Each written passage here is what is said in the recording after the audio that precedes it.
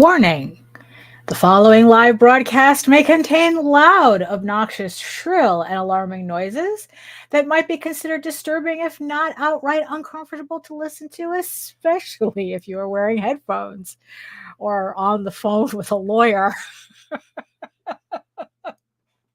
Can't make any serious calls in this office. I share my office space with an African gray parrot and two parakeets, and I have no control over their behavior while I'm live streaming, unlike my regular videos where I have the opportunity to edit them out as best as I can. If you are sensitive to loud, surprising background noises, I recommend either not turning your volume up too loud, or watching my edited pre-recorded videos instead. Viewer discretion is advised. Oh, Jesus. There we go. Okay. All right. I didn't think I was going to make it today. That's for sure. So hello everyone to another edition of I guess what the EGOWorks draw stream, or the Daphne Lage art live stream, or this channel's live stream. I never did come up with a official title for it, but it's a draw stream with me, and and I guess you guys know that already. Oh my goodness! So who's joining me in the chat today? Oh, hello, Lou. Hello. Yes, the parrot is in the background and in full force today. Oh my God. It's like, really, you cannot have a serious phone call. If you need to do me in this office, if I need to do anything serious in this office, forget it. I had to make a phone call, I had to speak to an attorney, and I had her on the phone, and of course Einstein just went like completely bonkers, and I'm like going, look, I apologize, but it's like I have a parrot in the background. She goes, oh, that's okay, I have two dogs in the background. And then the second she said that, her dog started barking. So it was just a whole mess. Hello, Melissa. Yes, with me. What more do you need? Well, I'm pretty sure I rank really low on the hierarchy of needs. So you know what? It's like, but you know what? For the next 2 hours, we're all going to be just working together, and I don't know, and doing whatever it is we need to do while you're listening to me ramble while you're doing it. So, oh my goodness. And yes, I see you, my beautiful eyeball people, watching me from regions beyond. That's a visual. Lou says, no worries. I used to have a farting snake. That could mean a lot of things, but I'm pretty sure you mean that literally. Where was I? Oh, yes, my beautiful eyeball people. If you are watching, thank you for watching me from regions beyond. If you're joining me from Facebook, come on over to YouTube, join the sexy people in the chat, keep them company. And also, it's easier for me to converse with everybody. And if you're joining us from Twitch, I do not have a problem. I do not have a problem conversing with everybody on Twitch. So Twitch works, but with Facebook, sometimes it has a tendency to act up. So that's why it's a lot easier for you to join me on YouTube, so that I can actually see your comments. And while you're here, make sure you like, share, subscribe, and hit that notification bell so that you get notified whenever any of my shows go live. So I guess we might as well get this party started. So let me just set myself up here. Jesus Christ. So hello everyone. My name is Daphne Lage, and I'm a cartoonist, illustrator, and comic book artist from New York. I've been self-publishing comics since 1992, and you know what that means. I have anxiety. That means I'm in my shell and have a hard time expressing myself. I find it difficult to engage with others. So everyone shut the up, because my anxiety is up here right now. That is like my new favorite clip. Because that's just like overall mood. But yes, and I am known for the Furry Fantasy Adventure Tall Tales, which returns to Kickstarter on October 28th. With the new trade paperback for the Tears of the Mother, Tall Tales, Tears of the Mother, collecting issues 1 through 4 of this 8-issue limited series. The link is in the chat and in the show notes. The pre-launch page is live. So go on over and click that link so that you get notified when the campaign goes live. And I am also known for my medieval fantasy drama, Ego Raven, Heir of the First Unicorn, which is also returning to Kickstarter at early 2025 with issue 9 of this 16-issue series. It's not a limited series. It's just 16 issues. The story arc is just 16 issues. So yeah, so that's going to be returning to Kickstarter as well. I am also co-host with Nita Lanning on the Rage Into the Vlogs show every Monday and Friday at 11 a.m. Eastern, where we talk about pretty much just about indie comics and everything related to that, and other things when I don't feel like talking about that. But yeah, so you can join us on every Monday and Friday at 11 a.m. Eastern. Also, you can read both my comics online. Now on Webtoons, you can read Ego Raven online on Webtoons for free, starting from the very beginning. It updates every Tuesday. And you can also read Tall Tales on Webtoon, updating every Thursday. So if you want to check out my series, and you don't want to commit to a Kickstarter or a book or anything, well, lucky for everybody, you can now read Ego Raven and Tall Tales for free on Webtoons. And remember that you could also check me out here at my channel at Daphne Lage Art on YouTube, where you can check out all my videos on how I make my comics. I have an archive of over 600 videos, which includes speed paints and tutorials and other back episodes of draw streams and live streams and all sorts of things. They're all pretty much art related.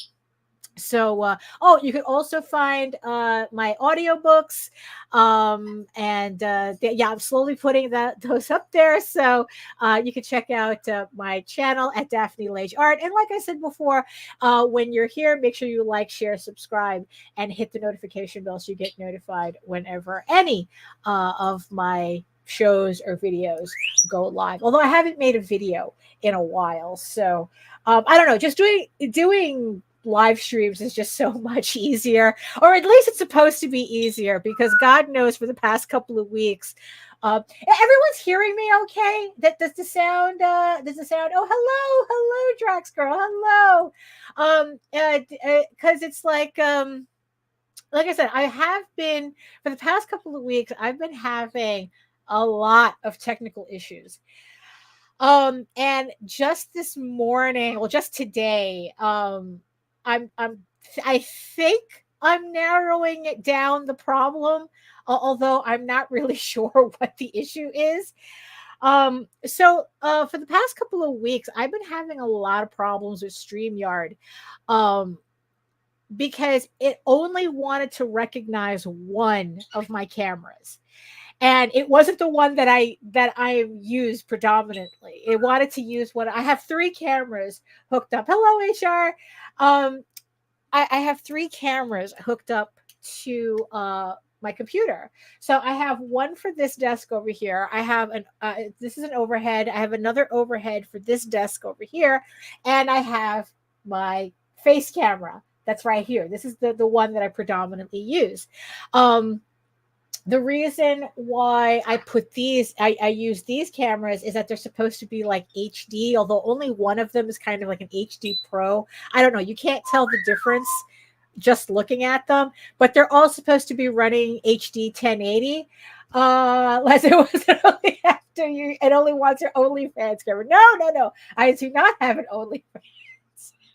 No, I do not. Although for House of Bob, I was tempted for a little while to open up an OnlyFans for House of Bob. Just to have like kind of like a place a kind of a place to have all my furry erotic stuff that won't get taken down. But I never followed that. I never. It depends. Yeah, it kind of depends on if all my other platforms gives me a problem with House of Bob.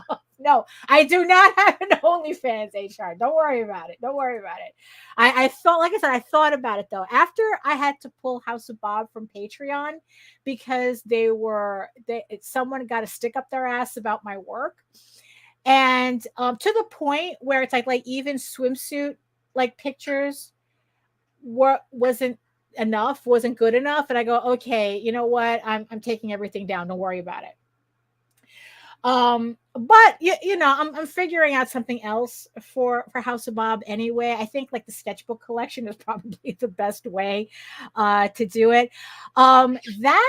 Speaking of the House of Bob sketchbook, that should be arriving either by Friday or next week. So thank you everybody who did support the House of Bob campaign. Those books should be coming in soon. So I can start fulfilling them. And also, like, I also sent out the surveys too, asking everybody for details about their commissions, whatever like customizable commissions. Oh, hey, Gothic Lolita, hello. So it's like any like customization of artwork. So it's like, that's all in your surveys. So I'm just waiting for all the surveys to come in, and then I could actually start working on everybody's sketches. You know what? Give me a minute, because I gotta open up my window. It's like we're in this transitional period where it's like nothing knows whether it wants to be hot or cold, hot or cold, hot or cold, or it could be just me. So I don't know. So just give me a minute. Just give me a minute here.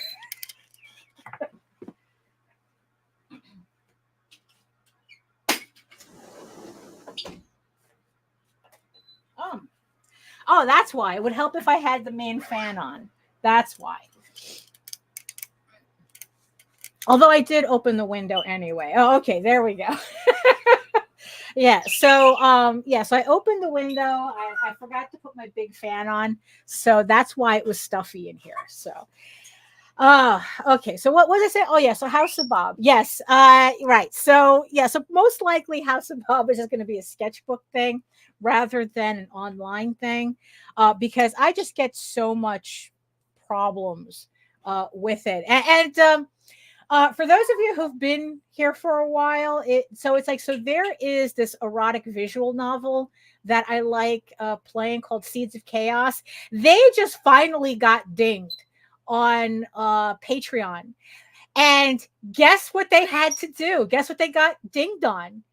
They had to remove all of the furry references from their game. They have furry characters in there, and Patreon told them that if they wanted to remain on the platform, they had to remove all of the furry references, all their furry characters, any storylines that related to furry characters in the game. And it was just, and I go like, oh, I feel you, I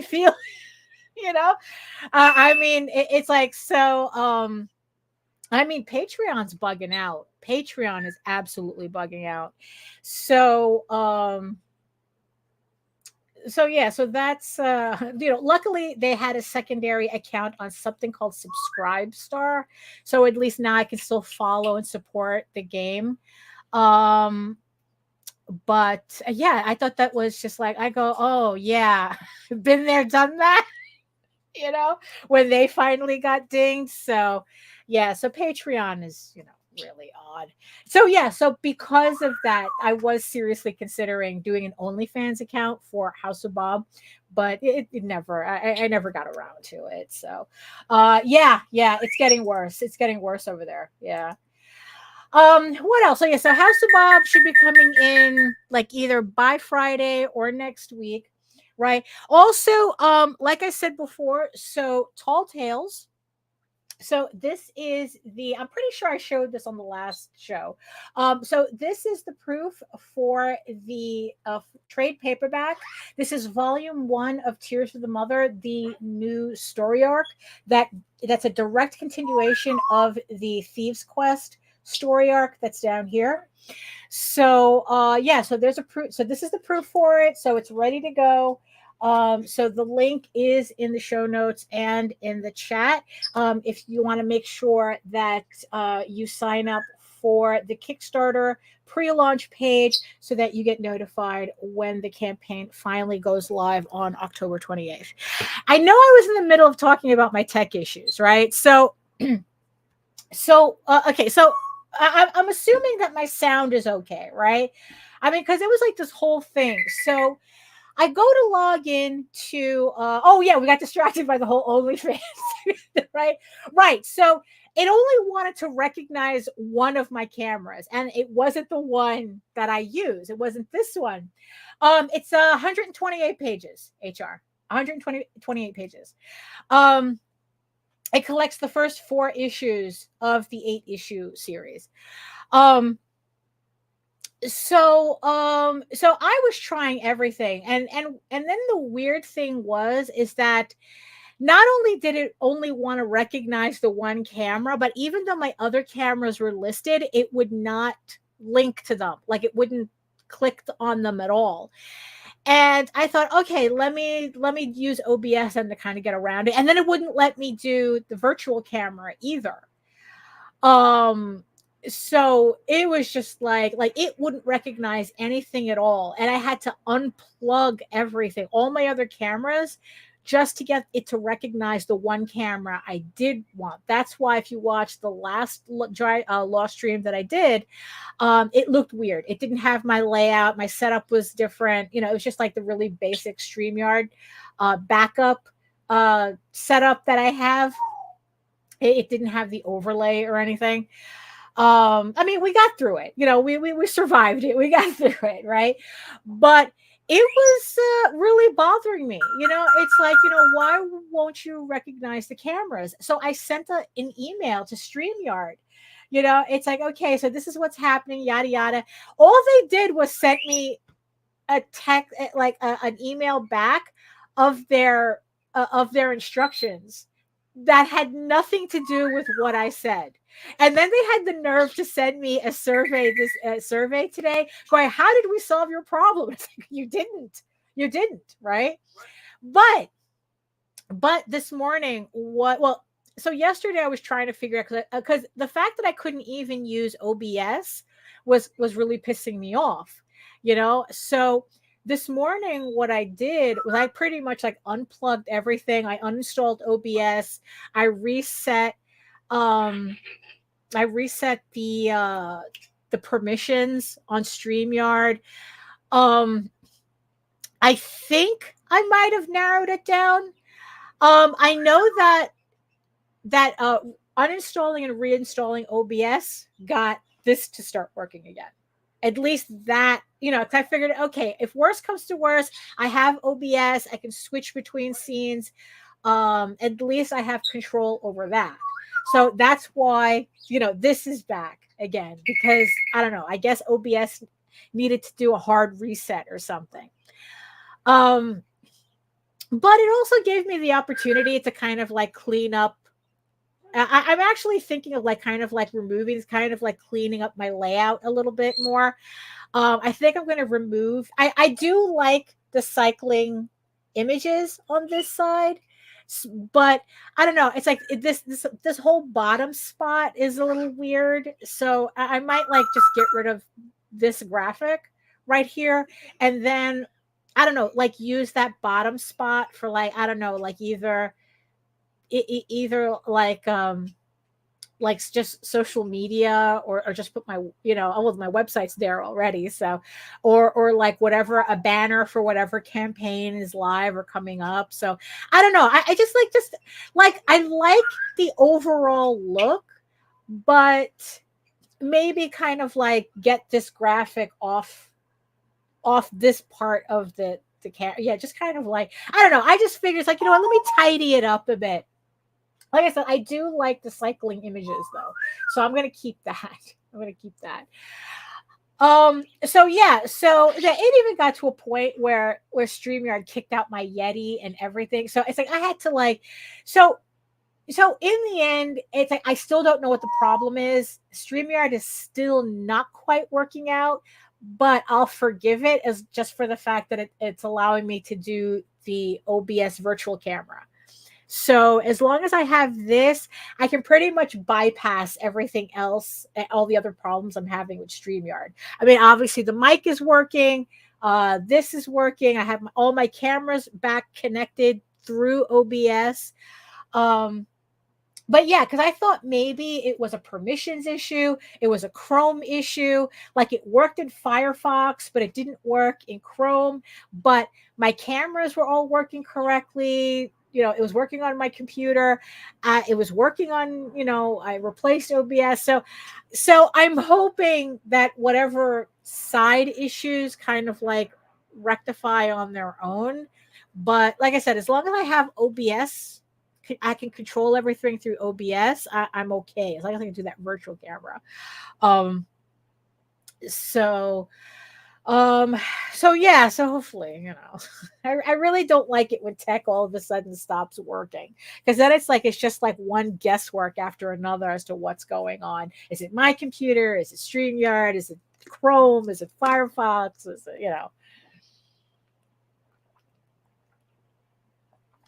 and it's like, and I was like going, it's like, is this going to even work for today? Like I had back, in September back, like if it was like 6 months ago, no, it was just a week ago.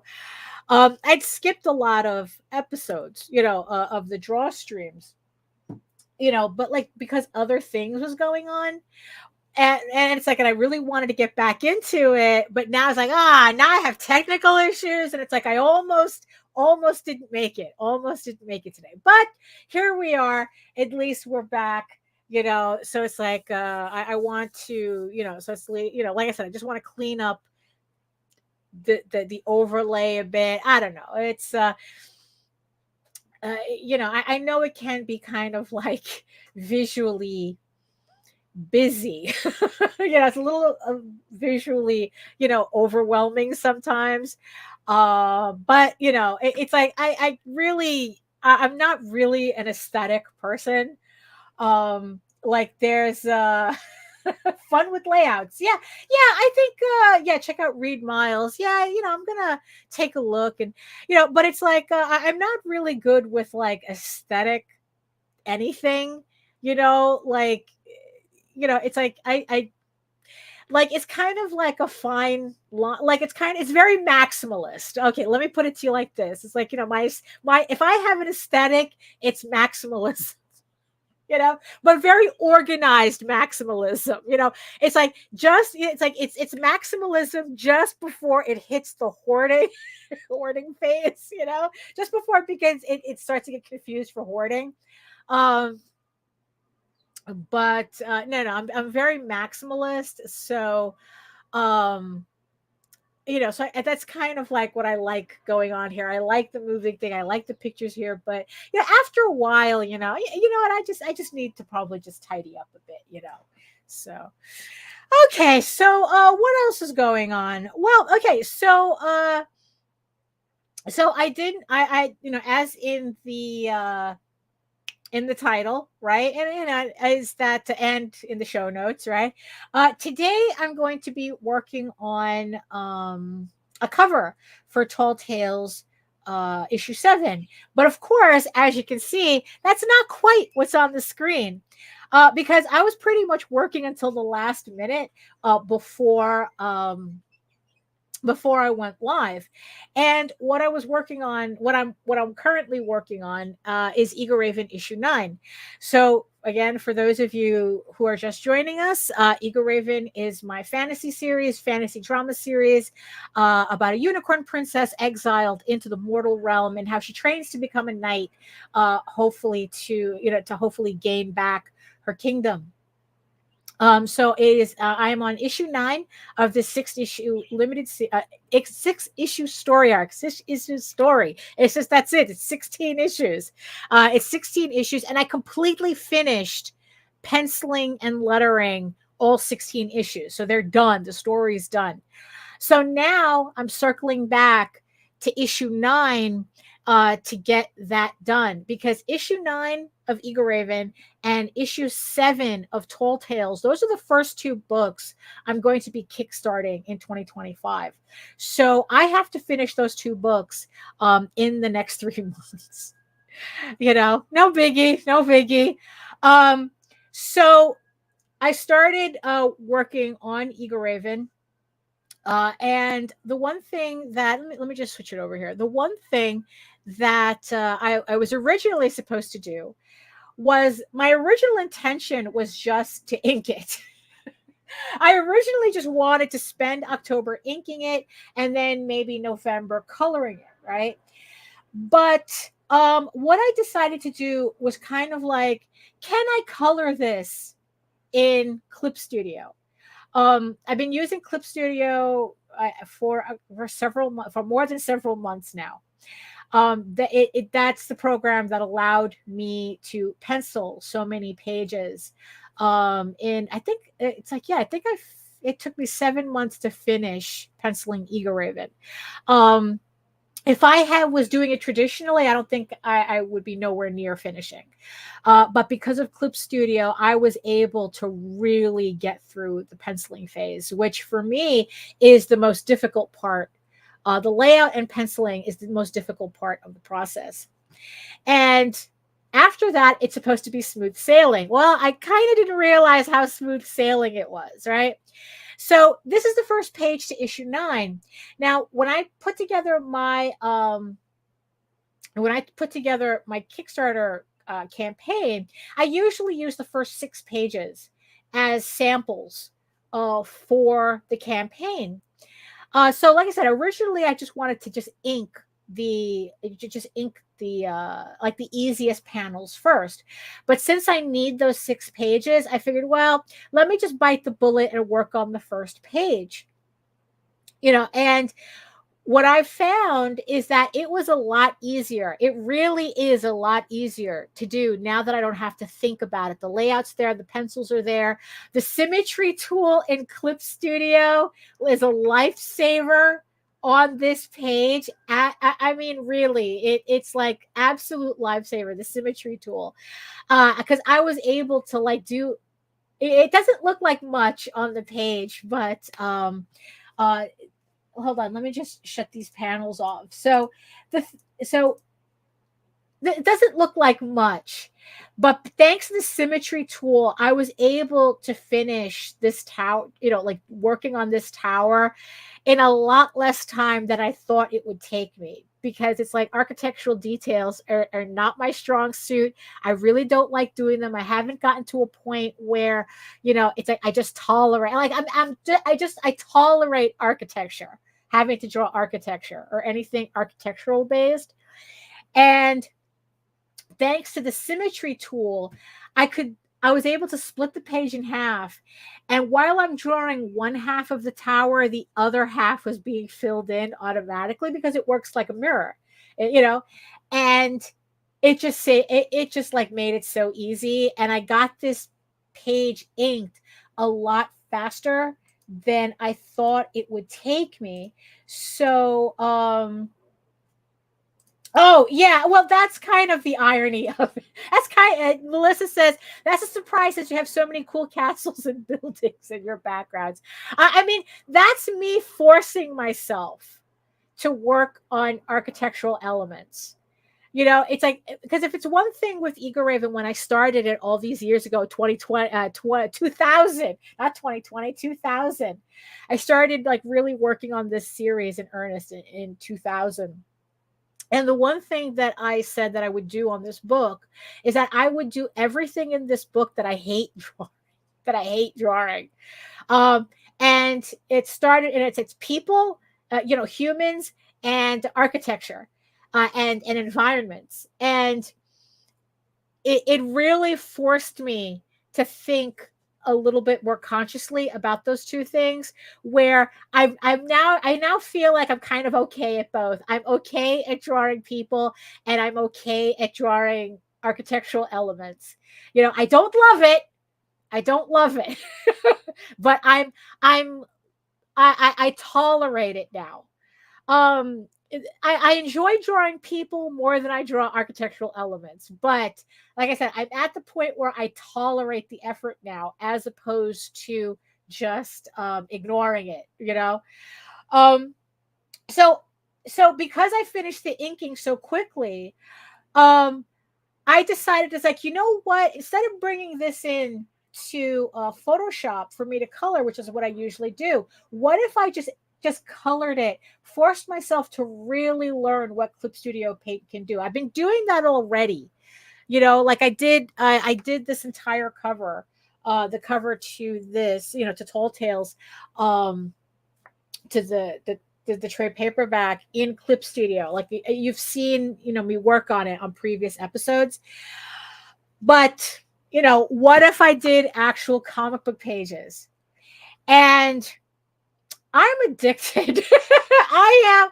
I don't think I mean, really, I don't think there's any reason for me to use Photoshop to color pages anymore, because all these little special effects that I was able to do quite easily in Clip Studio, that would have been a little bit more of a chore in Photoshop, um, made it completely like worth it, you know.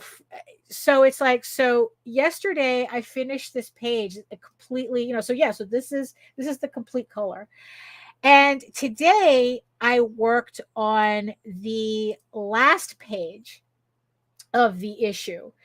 And what's really funny is that there's something about seeing this right here that I find very satisfying.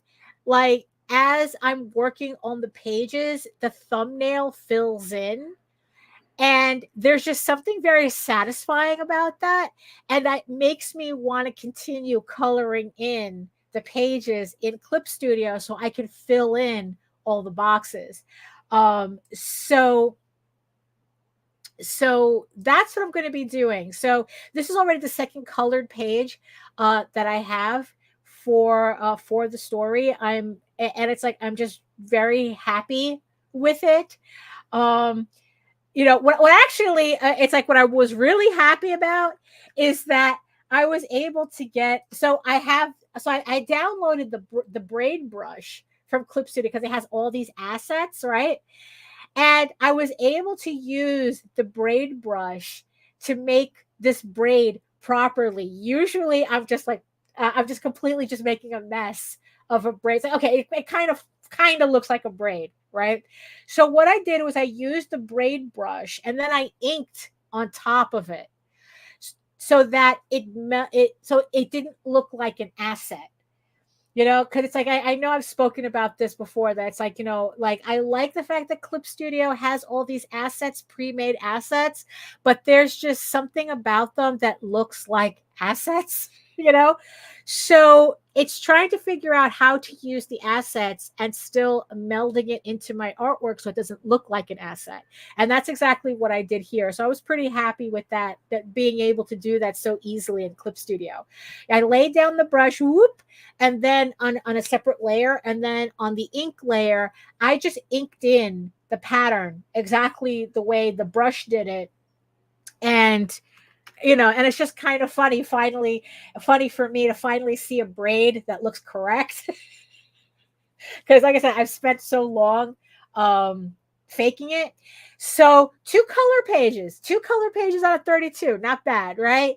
So I'm really, really happy with that. So I just wanted to show that off. So as you can see, it's like, so these are all my pencils that I still have to ink in. I've already broken them up into, and the thing is, I really do love the panel ruler, where it makes the panels for you. Let's see. Oh, where is it? Where is it? You know, where it's like, I just, you know, and then what it is that what I like to is that it separates each panel into its own folder. So I can just work on that panel and not worry about affecting any of the other panels. I mean, you kind of get a sense of that in the on this first page. So it has like these 3 panels here, but I wanted to keep the background separate because this background I'm going to be using again. Aha, you know. So I'm going to there's 2 other places where this image is going to feature. So I wanted to keep the panels separate. And it was just, like I said, it was just very easy to do in Clip Studio. And yeah, so so I'm just going to keep going. I'm just going to keep going, you know, coloring this. And just like learning all the other and really forcing myself to learn all the other tricks that Clip Studio has that Photoshop doesn't. So yeah, so I'm really happy with that. So I just wanted to show that off. Before I started, like, so I had just finished this page before we went live. So it's just nice, very accomplished, very accomplished. I feel very accomplished.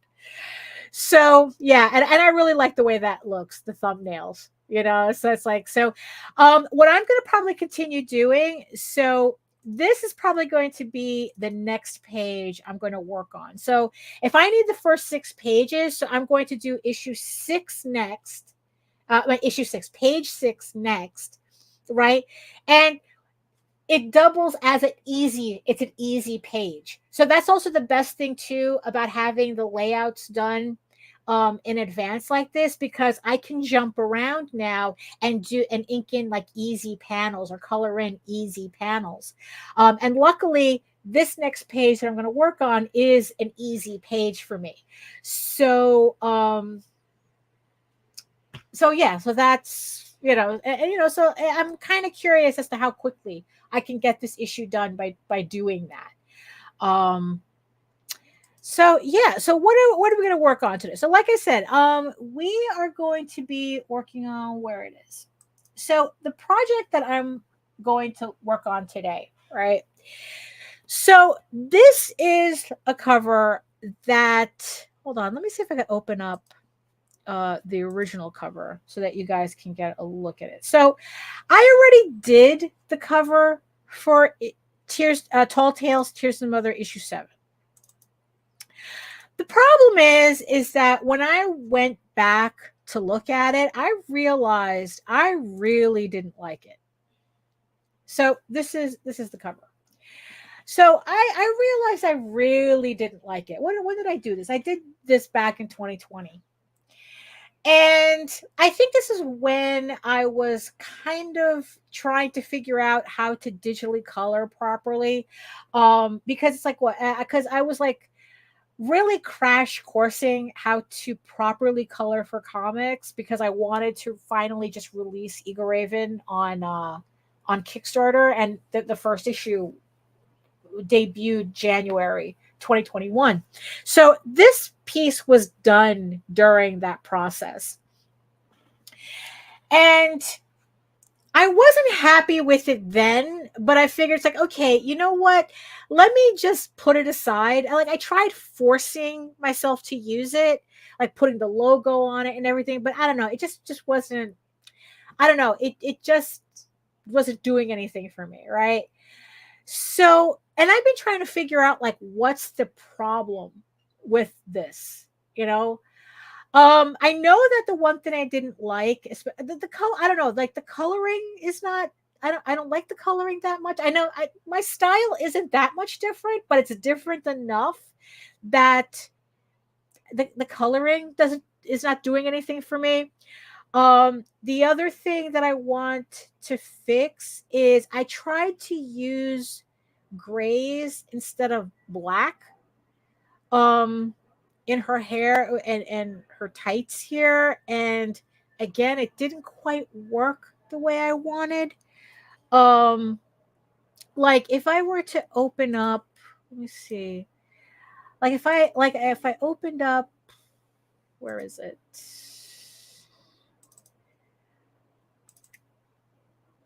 like, because I was especially noticing when I was working on the elements for the cover, the trade paperback cover. And as you can see, um, it's a little bit like, I don't know, it's like it's a little, the difference is a little, how do I get that to tile? Let's see, can we do that? Yeah.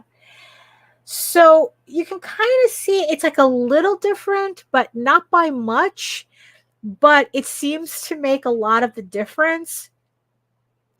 So yeah, it's like, I don't know. Also I muted down the colors a bit, just tone it down, desaturated it for a bit. So, and then it's like, what was funny was that I realized that, okay, I kind of like her. I kind of like him. Like, I tried redrawing it and it wasn't really working. So I scrapped the redraw and I figured, okay, what if I just re-ink what I have already, right? And try to fix it from there. So, let's see. Canvas tiled. Okay. So I grabbed the original blue line that, well, I made it blue line. It's the original inks on this one. Yeah, because what I like about Clip Studio is that I can just turn anything into blue line and work on top of it. So this is the file from the original inks, and I just blue lined it. And I figured it's like, okay, so let's re-ink him. I'm happy with him, just not the coloring. Maybe I'm happy with her. Maybe if I ink her in the way that I usually do, I think what I want to do is I want to like change her hair. Maybe it's the fact that it does this that's kind of like bother me. Like, what is that? Like it doesn't, it's one of those things that kind of like, a little flourish, and it's kind of like, now looking back on it, it's like, oh, too much. And like it's not working. So maybe do something different there, right? And then what I realized is that I inadvertently used the exact same pose here as I did for the cover. So let me show you that. So where is he? So it's almost the identical pose. It was very unintended. It's very unintended. I mean, what's funny is that, for a split second, I was tempted. What if I were just to reuse this asset again in this cover, so I don't have to redraw him? And I go, oh my god, that's kind of hokey. It's like, don't be lazy. Like there's just some like he's already. I mean, it's already being used here. It's like to have another cover that has the exact same asset. So, so it's like I figured, okay, we'll do something else with him. So I just haven't decided what yet. So what we're going to do today. So what we're going to do today is that we're just going to, as much as we can, we're going to ink him in, and we're going to ink her in, and I want to try to figure out something about that hair. I don't know if I'm going to be able to solve this problem, in the 2 hours, in the, in the time that we have left. But we're going to try. I kind of think that if I re-ink this and recolor it, it'll be an improvement from what I have. And also the thing that I really, really hated, that I was playing around with at the time, that I decided I'm not going to do, is let me just open up that cover again. Where is it? 7. Oh, okay. I still have it. All right, good. Is I have this kind of like bullshitty photo filter background. And I think that the bullshitty part is kind of like what really bothers me. So I'm going to be getting rid of that. So so I think what I'm going to do, I think this might be the piece that I used, the photo that I used to kind of fake that background. So what I'm going to do instead is I'm going to actually draw this, draw the whatever the part was that I used. I think it was like around here or something. What did I use? Yeah, it was probably around here somewhere.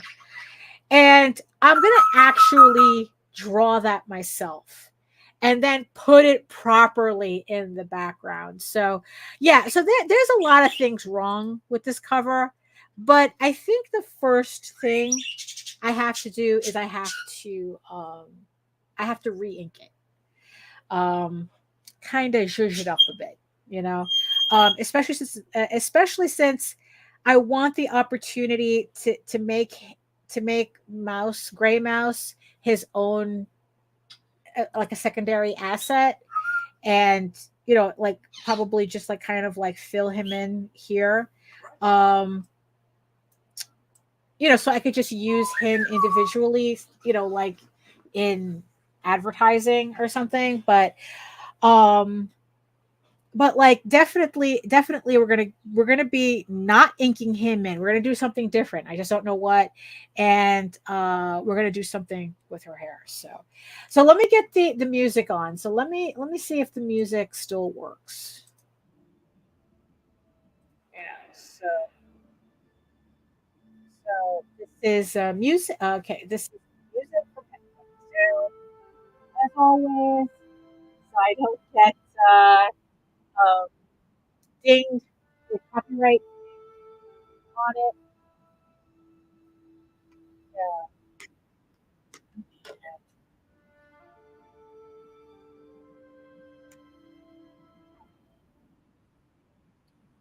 All right. So what are we gonna do? So like I said, I tried inking, well, redrawing it, and I wasn't happy with what I was getting there either. So in the end, I thought, you know what, all my other covers when I was redoing all these kind of like and recoloring all the previous covers for the trade paperbacks, all in the end I was doing was just like zhuzhing up the inking. I wasn't really changing anything. There was a couple that I put like better backgrounds in, but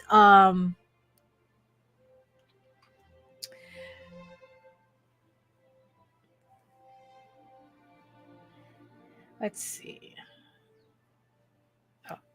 Oh, am I on the? Oh, where am I? Oh, I'm the wrong color. Okay, so I think we're gonna do this one. And it's like sometimes it's like the inking just needed to be spruced up a bit, and it was so much better for the piece. So maybe that's just what I need to do here. um what's and you can tell, you can just see right here, like, so this original, oh, hello Medric, hello.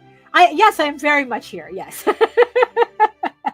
um So as you can see here, it's like the original piece was done traditionally. I inked it with rapidiographs on Strathmore paper, and to just see the difference between the original lines and the oh what was there something wrong with the voice? Oh, the audio. Yeah, tell me. Like I said, I'm still having issues with the tech. So if there's anything weird, just tell me. So if I can't fix it, at least it'll be something I know to target. Oh, hey Jens, hello, hello. So let me see.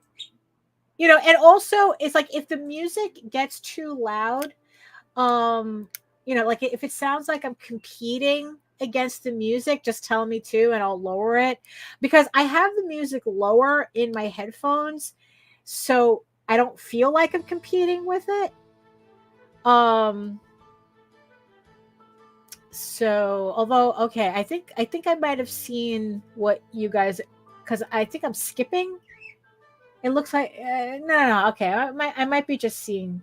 Okay, you know what? Let me just get back to work. Let me just get back to work. So yeah, so it's just really interesting to see the difference between the digital line here and the kind of like the roughness of my rapidograph lines here. Um,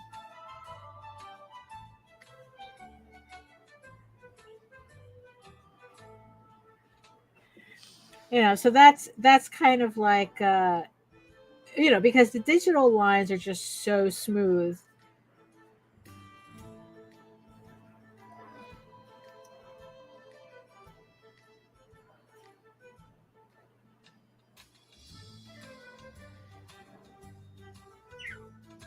Oh, okay. Lou says that it was glitchy when the music started. Um, Tell me if it continues to do that, and then it's like I'll just have to shut off the music because yeah, I like I said, it's like I don't know whether this is still a Streamyard issue or something going on with my computer because I have to. So I have OBS open and I have Streamyard, and I'm noticing there's a bit of choppiness on Streamyard right now. So if it's the music, like I said, if it looks like it's if it's still choppy, I'll cut the music, and I don't know. We'll just deal with that.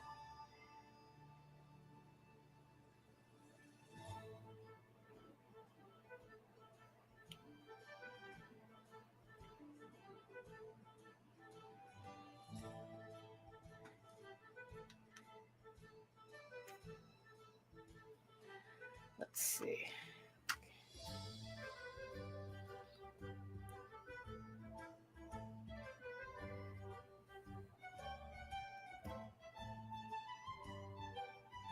Let's see. So I don't know. I think I think I'm already seeing a difference.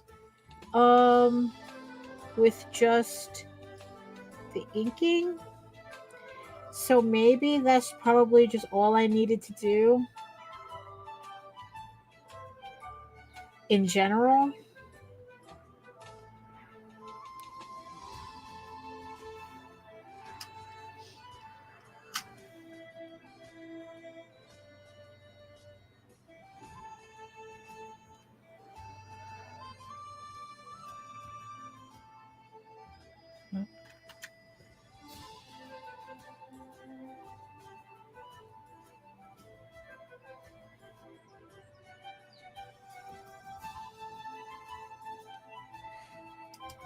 Huh, okay.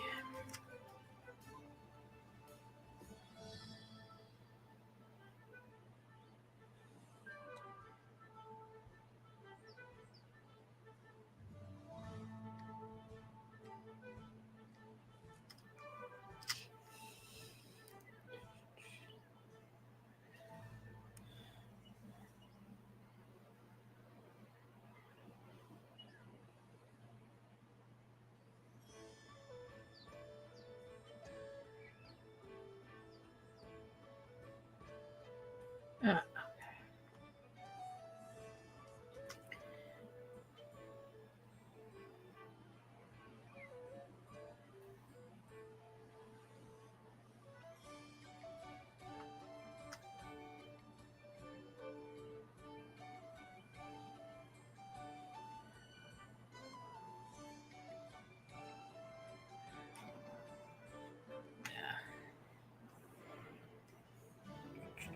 yeah, I think that. Yeah, I kind of think.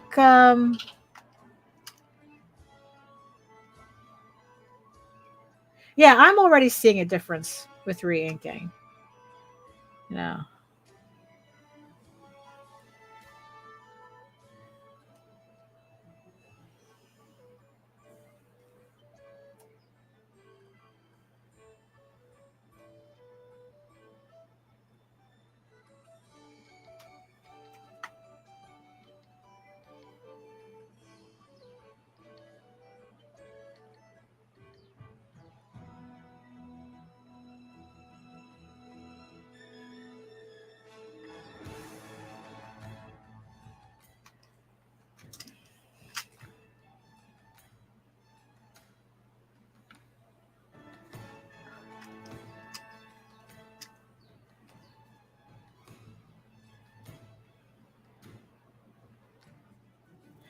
Yeah, so I'm thinking. So yesterday I was watching some videos about conventions, more conventions. I just doing some research as to what conventions probably might be good for me to try out. And I was watching a video of somebody who went to Brooklyn Comic Con. Like I think I've heard of it. Um, you know, but you see, the funny thing with Brooklyn is that even though it's right, it's part it's like completely connected to Queens. Like you would think it's not that difficult to get to. It actually is. It takes a lot less time to go into Manhattan than it does, and you're crossing a river and everything than it does to get to Brooklyn. You know, and especially where you need. Oh, hey, IKEA Fern. Okay, Fern. Okay, Fern. Not IKEA. Okay, it's okay, Fern. I'm sorry, I keep forgetting the pronunciation guide. Hello, okay, Fern. um, okay, okay. I know I've okay, Fern. Yes. Oh my God. I know. Oh my God. Excuse. I'm sorry. I know that. You keep telling me that. You keep telling me that. You see, this is why I need to do my live streams more often, so that Kai is a kite. Yes. Thank you. Thank you. There we go. Yes, I can remember that. Kai is in kite. That's why I need to do streams more often, so that I don't forget. I don't have these lapses between too many episodes separate from each other. Oh yes, it's like Okaiferin. Yes, thank you. Thank you. So yeah, so I was looking at right. So Brooklyn is really not that easy to get to. The person in the video was saying how, like, the problem with New York City Transit is that it predominantly caters to Manhattan. Which is, yeah, it's kind of true. It's a lot, like I said, it's a lot easier to go into Manhattan than to go into Brooklyn. And so I was looking up, so I was watching this video about Brooklyn Comic Con, and the girl who went, like, she was saying that it's in such a weird place that you're better off, taking an Uber, because it's like, she says that if she took, like, when she got an Uber to go to it, to take her stuff there, it took her a half hour. But if she took the train, it would take her about an hour and a half. And the only thing that I could think of as to why it would take that long, it's because you had to get to wherever it is the convention is. You have to go all the way into Manhattan. You have to, from Queens, you go to Manhattan, all the way down Manhattan, and then you hook into Brooklyn again, as opposed to just going straight from Queens to Brooklyn, because it's right there. And yeah, to get from, where I am to, let's say, like Wall Street, which is all the way downtown, like, to get all the way downtown, it takes about 45 minutes. So yeah, I would have to look up where Brooklyn Comic Con is before I even, like, continue thinking that it might be viable. But also, it's like, I'm kind of hoping that by the time I'm actually going back to conventions, I have access to a car, which would make it a whole lot easier. So so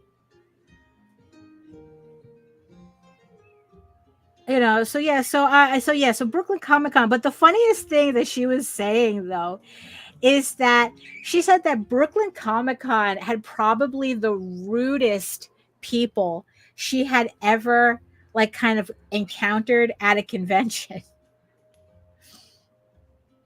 Like she was saying that like people were like knocking over her display and like destroying stuff, um like by accidentally bumping into it, um and like just walking away like it didn't, like it didn't happen. Like she says that this one photographer had all this equipment on him, and he like bumped into her display, like it literally like almost toppled her entire table over. And she says that she watched the guy do it. The guy saw that he was doing that, and he didn't even apologize or anything. He just walked away like, oh well, that wasn't me. And everyone is seeing.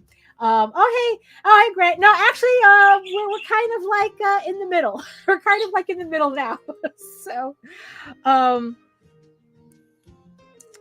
so it was just kind of, so she was just like saying the guy didn't even apologize or anything. And she was saying that this other, like this cosplayer, like bumped into her booth and like destroyed a couple of sticker sets, because of that. And again, it's like they didn't apologize or anything. They just kind of like ran off. And and it was just kind of like, oh, that's kind of weird, but in a strange way, considering what Brooklyn is like now. I don't know if that surprises me. What did I use here? That Brooklyn would kind of like have like these really rude people.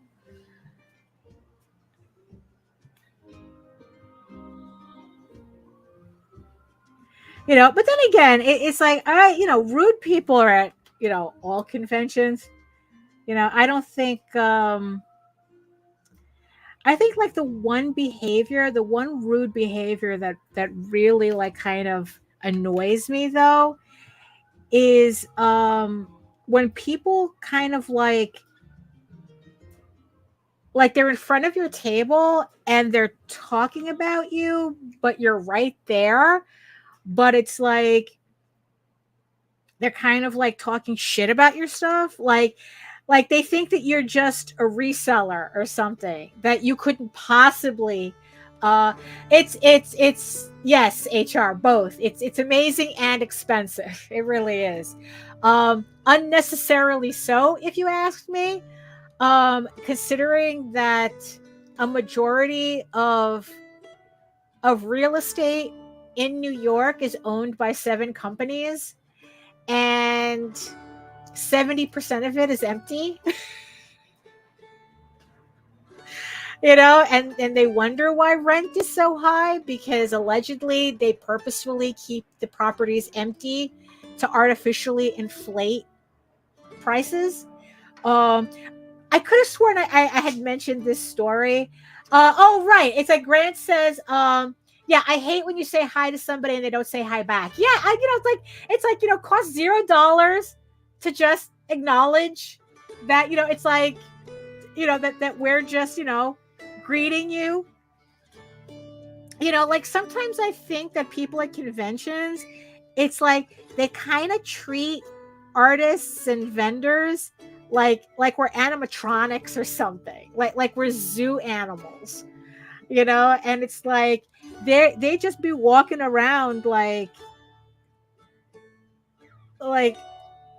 we're not yeah, like there should be a plaque in front of our oh, Melissa says, I keep thinking I should get back in the con game, and then I remember all the reasons not to. Yeah, it's kind of, it's kind of tough. It's kind of tough. The reason why I'm thinking about it, and as somebody who doesn't like conventions, but I was talking about this on the last show. I kind of remember. I don't know. It's like, I talk on so many things. I don't know who I don't remember like who I said what to who. Is that I feel like I might have hit my peak on Kickstarter. Like I'm not really sure like what else to do.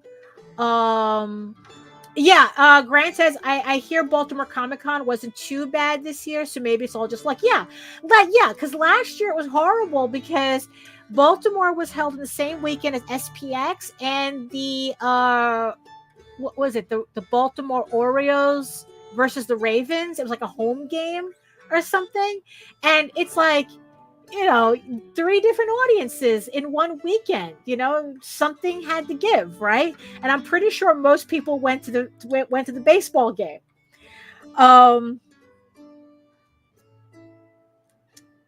So yeah, a lot of it is luck too, right? So yeah, so I don't know. Like, I kind of feel like I hit like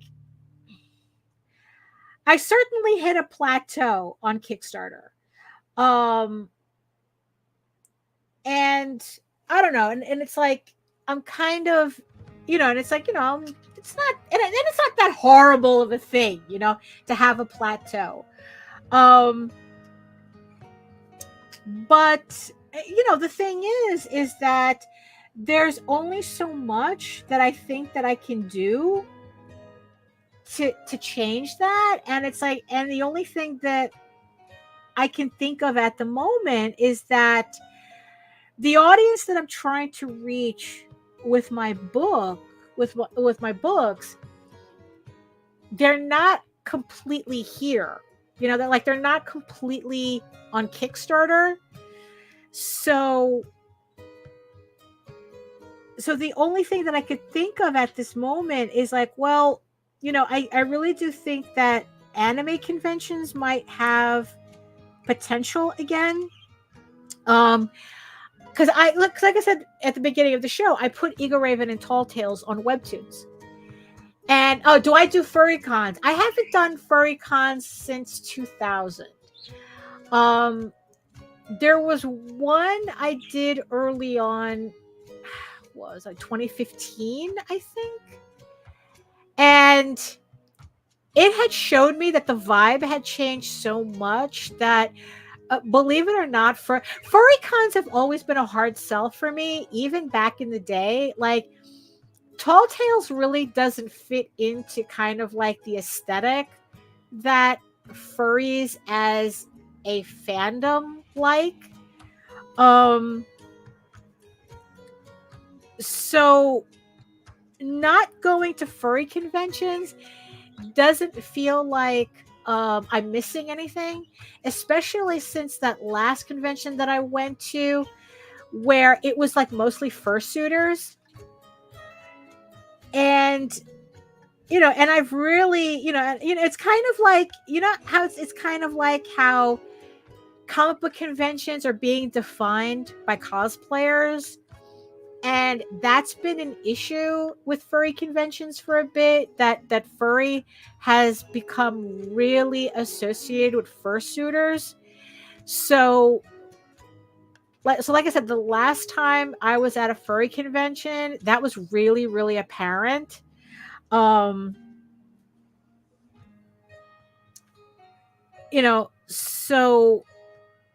yeah, I'm not so I'm not so yeah, so furry conventions, I really don't have a want to do anymore because of that. Like I said, anime conventions are back on the table, provided that I could get into them because they're all by lottery. And even in the videos that I keep seeing, it's like even if that is like, you're able to make it into one show, it doesn't mean that you're able to get in the year after. So you can't really rely on being able to get into shows because of the lottery. I mean, it's like I just filled out the paperwork. Well, the kind of like I filled out the what do they call it? It's not well, I filled out a form for MoCA, right? Which is a convention here in New York that's run by the Society of Illustrators. I think. Is it this? I think it's Society. Yeah, I think it's Society of Illustrators. And And that's a juried show. They choose the people. They choose the people who go in the show. Again, it's like it might as well be a lottery system for all I care. For all it matters to me. It's like if there's no guarantee that I can get into it doesn't matter whether it's juried or lottery. It's like I don't have luck either way. Because we used to do a lot of anime conventions back in the day, way back in the day. And the only reason we stopped was because we couldn't get through the lottery system anymore. And it was just like, and honestly, it's like if we could have continued doing those conventions, we could have, but we just could not get past that lottery. So I think like Anime Boston might have been the last one we did. Oh, that's too big.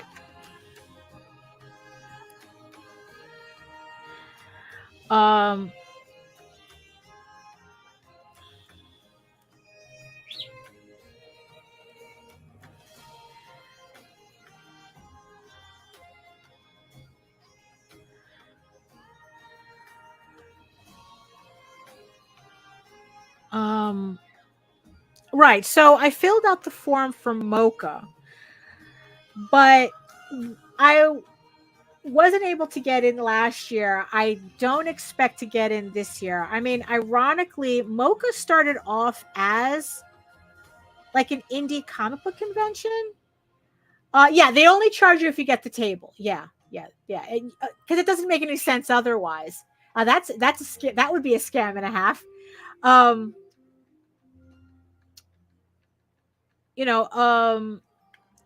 Because it originally started off as kind of like an indie / alt comic book convention. And yeah, that's what I figured, Grant. He says you might as well try. Yeah, that's what I figured. But now from the videos that I've been seeing about Mocha, it's more like a independent stationery convention. It's like it's like kids selling stickers and zines. And it's like, ooh, this is going to be a tough one. Like if I get in, I will be totes shocked.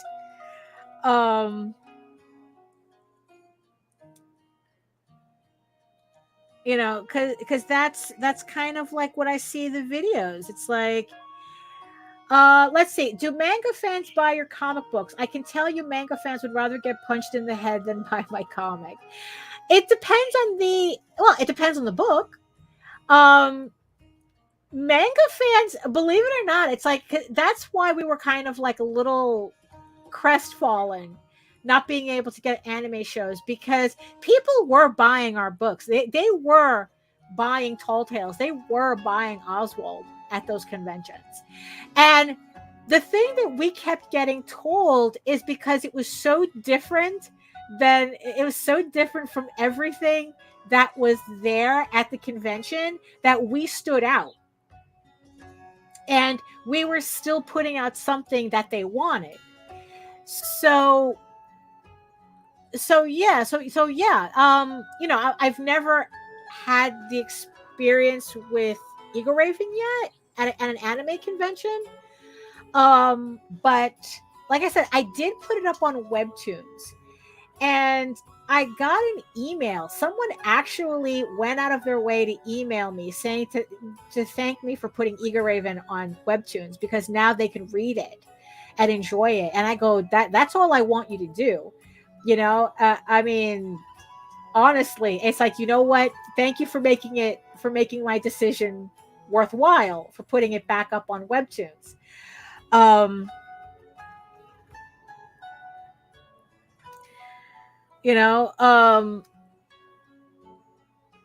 I still think that a lot of the hesitation that people who predominantly read manga have with, say, like with buying non-traditionally manga looking books is the fact that it doesn't fit the format that they're used to.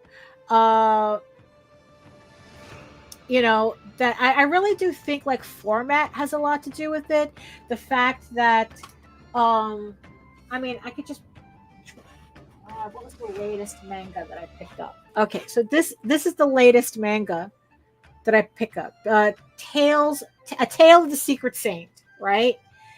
And let's see, it probably has how many pages? Maybe I don't think this is. Maybe it has like 150 pages, 120 pages. This is 128. Maybe 150 pages, right? Maybe it has like 150 pages. Let's just say that.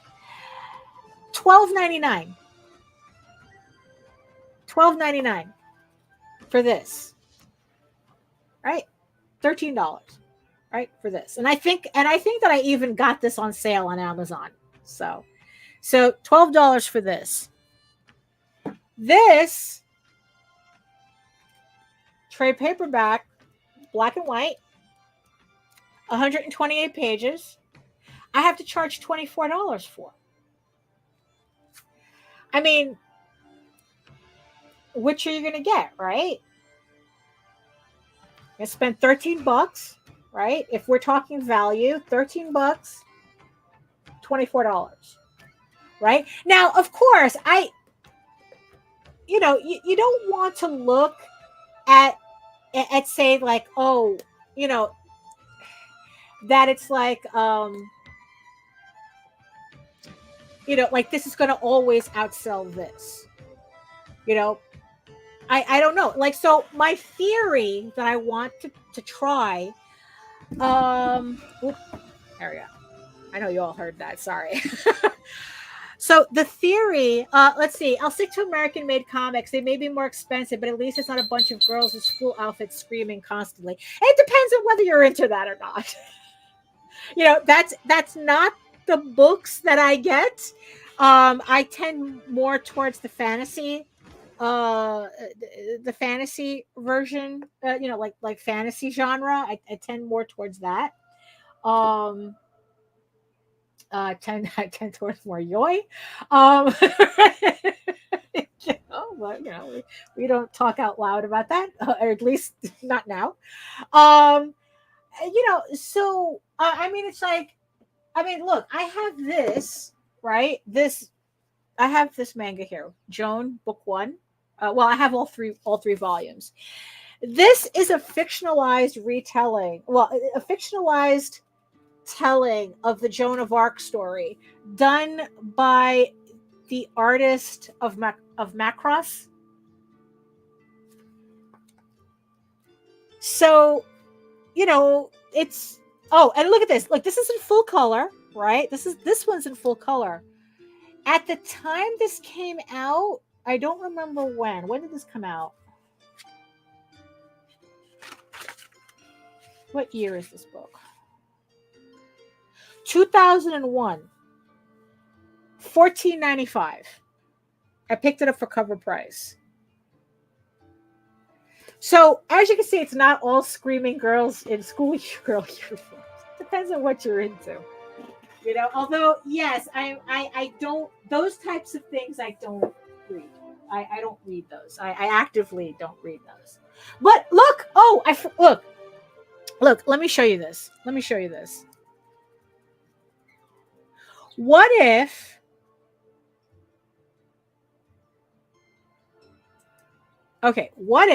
right? So here's the manga, right? Right? $12.99, right? Here's the manga. Jose showed me this, that I had to pick it up at Midtown. We were at the Midtown outlet, right? It's a fucking Doctor Strange comic. About the same size, right? Right? And all it is a reprint of, I guess, whatever. I think this is a Steve Ditko, I think. Yeah, this is a Steve Ditko. Comic Art Classics by Stan Lee and Steve Ditko. And collected together for the first time, the first 18 original Doctor Strange sagas, right? And it's in this format, a very similar format. Very similar format. Let me see. What was okay? So of course, this book came out what year? What year? This came out in 1978, right? What size? And it was $1.95, right? I think it's absolutely retarded that they don't put American comics out like this. Nowadays. But like, what if you were to do your trade paperback? What if I were to take this and printed it like this? Actually, it looks like it's in proportion. Looks like it's in proportion. So, I mean, and the thing is, though, we have done digest size of our books, which have sold well. But we're talking about manga in specifically, right? So, what if you took your comic, made it this size, right, in this format, at, of course, a lower price point because it's smaller, right? And then you showed it to people who read manga, right? Like, I really do think that part of the issue that we have is format. Oh, I actually like that. You know what? I think I'm gonna keep OBS. I don't care if Streamyard doesn't fix their thing. That was actually pretty nice to be able to just switch like that. So yeah, so that's I don't know. That's kind of a theory that we have, that if we go back to printing our comics this size, like, what if, with Tall Tales it's easier because it's black and white. But like, even if I were to take Eagle Raven and turn it black and white, which would be easy, just time consuming, but it'll be easy, but it's just a lot of pages. Make it black and white, put it in this exact same manga format. Would they have a different reaction to the book? It's like, well, here's a black. Okay, so like Eagle Raven's in full color. Okay, so that book is $35, right? What if I were to do it manga size, print it in black and white, and maybe have a $15 cover price? Would that change the audience? Is the issue format? Is the issue value? It's like, if they could pick up your comic for the same, they can pick up like a graphic novel of your comic for the same price and the same format as what they're used to. Would that change anything? So I don't know. There's like a whole bunch of things that I'm kind of like reconsidering, or considering, because like I said, we've done digest size books before. We have done Tall Tales in the 5.5, 8.5 format. We have done it. We've sold hundreds of books in that format. So maybe going back to that might be a thing.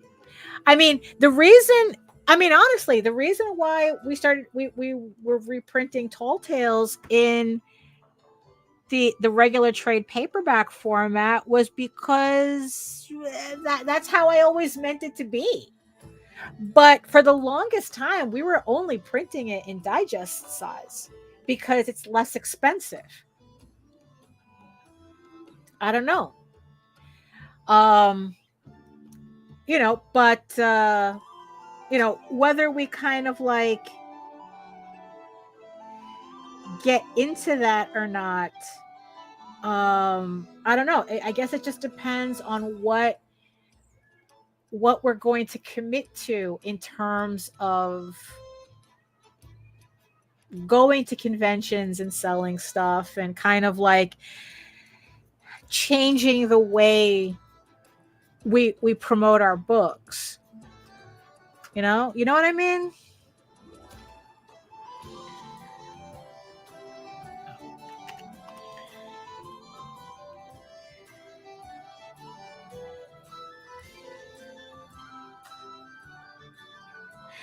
Because yeah, I mean, it's like, I think that it's like the thing that she said. Oh, do you know of any printers who are willing to print on newsprint?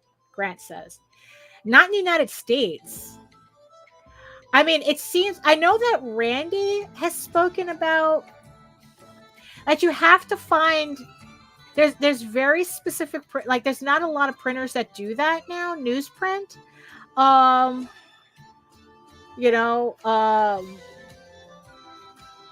yeah, it's like, yeah, I've heard him talk about that, and I know you can still get newspapers printed, but the books themselves on newsprint, he said, is incredibly expensive, because I guess people don't ask for that paper anymore. Like even circulars are not printed on newsprint anymore.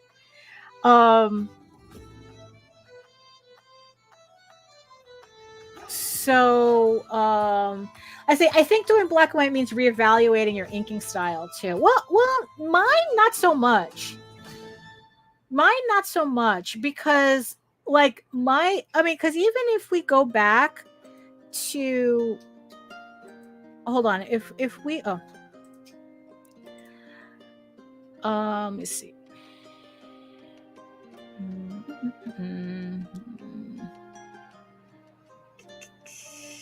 Where is it? Like if we go back to those Eagle Raven pages I was showing you. Yeah, newsprint is more expensive than regular paper now because the demand is not there for it anymore. Like I said, even circulars are not on newsprint anymore.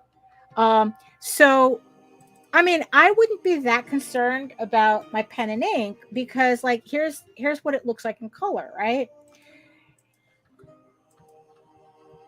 That's what it looks like in black and white. And I think that it'll translate just fine. Probably what I would do is I would kind of like maybe like turn this into kind of like a grayscale, maybe leave it like that, kind of like the zip, kind of fake the zipatone. I would probably do that. But I don't think I would have, well, my work in particular. I mean, Tall Tales has always been optimized for black and white. Eagle Raven, I would just, play around with it a bit, but I don't see it having an issue. Oh, those are the blue lines. Translating to black and white.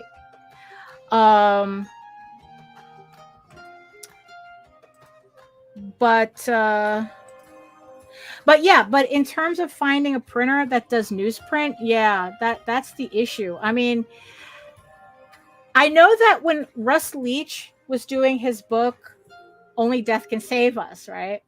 He was talking about how he was actually trying to fake the newsprint look on his book, with the type of coloring that he was using. And also like there was, and also just using matte paper instead of like glossy or satin. So yeah, so he would just use matte paper and like kind of like fake newsprint that way. I mean, there was a woman who was talking about doing a comic that she even puts a texture on her pages to fake the newsprint look. And it's like, it's just kind of funny how it's like how as printing got better, we started kind of like eschewing that type of paper because it looked cheap.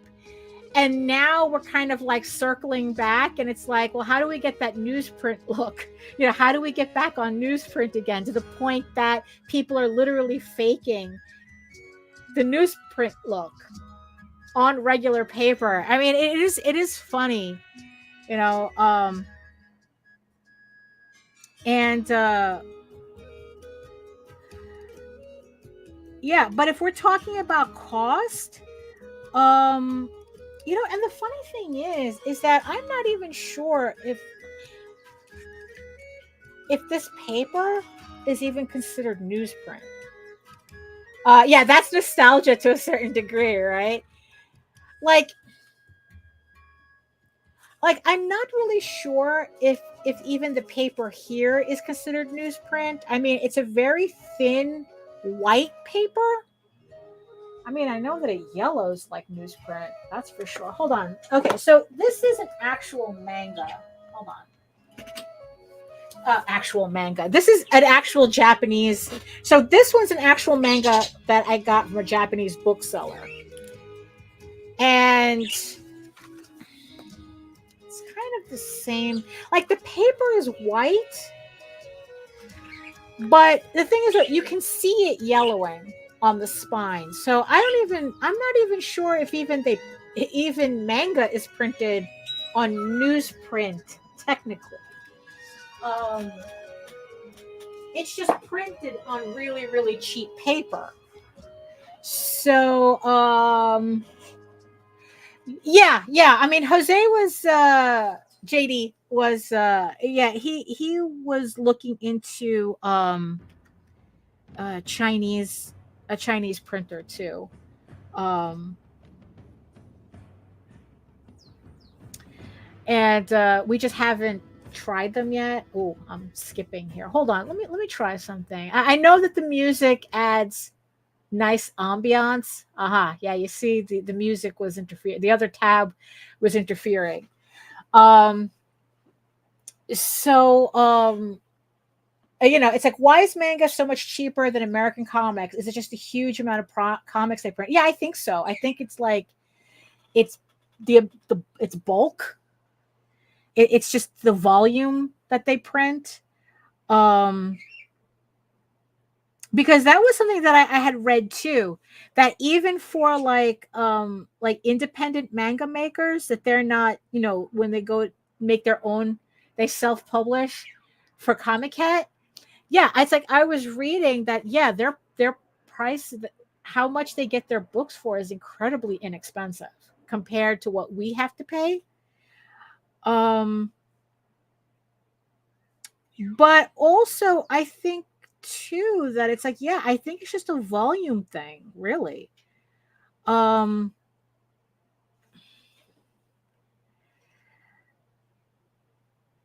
I mean, it's like, in the end, but the problem with printing, using an Asian, Darwin Cook's Stark have a yellow tinted thick paper, the small comic format. It was nice, but the small size made it too firm, stiff to turn the pages. That's a little, yeah, that's a little too thick.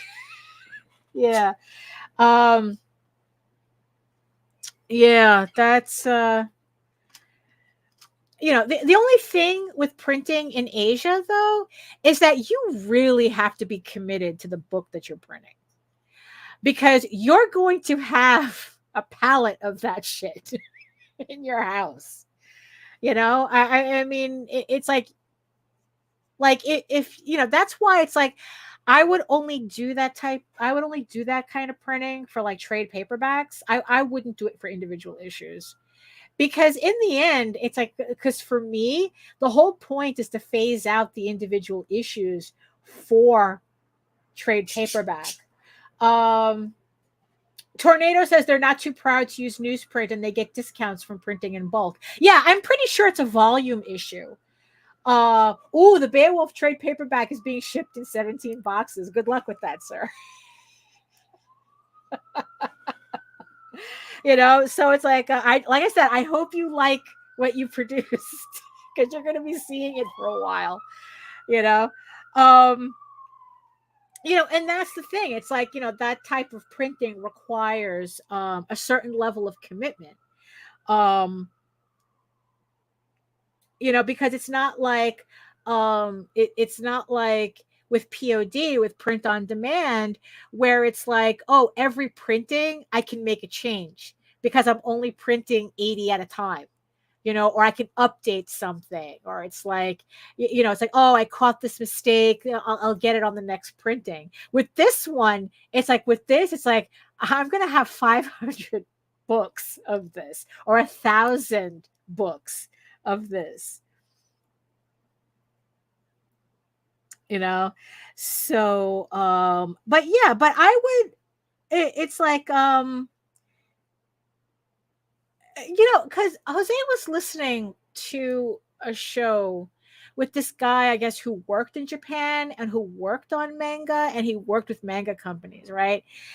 And the guy was saying that it's like, you know what, you'd be surprised. You see, the problem with how we see manga in the United States is because we're only I'd say, oh, sorry, Grant, sorry. um like he was saying how that we have actually a very distorted view of what manga is, because only very particular works actually make it to the United States. And if screaming schoolgirls are really popular here, that's the manga they're going to bring over, so because he says it's like there's manga for literally everything, right? And what he was saying, that it's not, so in Japan, people don't outgrow manga. They just move into other genres. They just read different things. A salaryman is not going to read whatever manga he grew up on when he was 5 or whatnot. He's still reading manga, but he's reading different manga now. And it's like, yeah, and you have manga about sports and salarymen, and and it's like, and very, very hyper specific, very culturally hyper specific stories that would never make sense in the United States, even if they brought it over. Like, even if you it's like, it resonates to a very specific demographic, right? That it would never make it into the United States. So, let's see. It's like, I hear what you're saying. I guess I don't get people in the US ignoring American made comics to get super excited about comics from a different culture. Well, yeah, it's it's like, look, technically American comics has its own bias. I mean, the fact that I still hear people going, it's like, oh, I don't read that Japanese shit. It's like, oh, that's not comics or whatnot. It's like, people have their preferences, they have their biases. And but the thing is that that's not to say that what we're producing doesn't have an audience. I think that's the most frustrating thing about what we do is that we get caught up in this like loop where it's like we think that this is the only thing that exists, and if we don't make it in this circle, we're not going to make it anywhere. And it's like, and that's kind of like the lie we have to stop telling ourselves. But at the same time, Tornado says, in the US, we are conditioned to believe that anything that isn't a live action movie is somehow immature and only for kids. It's very aggravating. No, it's true. Oh my God, what documentary was that? It was a documentary about Mondo. They just I think they just recently went out of business, or at least they stopped commissioning posters that they were doing. It was a documentary about illustrated posters, right? And that was like, like, at what point we started using photographs for movies. Like when you look at those old, like those Frazetta Dirty Harry posters, I mean, it's like, those painted posters, the Jim Davis posters, like movies had illustrated posters. And there just came a point where that got phased out in, for, the big head photograph posters, right? For movies. And Mondo was a company that was trying to get back, was trying to like revitalize that illustrated movie posters tradition, right? But like I said, unfortunately, they actually stopped that that aspect of their company, of their business. Now they're just doing like IP stuff, like in terms of like actual merchandising, but not commissioning posters anymore. Um, and um, and there was a scene in the documentary where they did a poster, an illustrated poster for, I forgot what movie it was. And it was illustrated, right? I mean, it was illustrated. It's like I said, it's like imagine those Dirty Harry posters that Frazetta did, you know? I think he did one. I think he did one Dirty Harry poster. I don't remember if he did more of them. And they were doing what they call it, they bring in, like, did they just bring in people to kind of like, so they had the illustrated poster and then they had the big head photograph poster, right, that everyone's so used to now, right? Everybody in that room who saw the illustrated poster kept asking, is this a cartoon? What kind of movie is this? Is this a cartoon? You know, like they couldn't fathom the idea of what an illustrated poster represented. like like they said, oh, if it's an illustrated poster, it means that it's a cartoon, you know? And it's like, and yeah, and it's like you can kind of see the synapses going, well, if it's a cartoon, then it's for kids, right? But obviously the content of the poster didn't scream Disney movie. So they knew.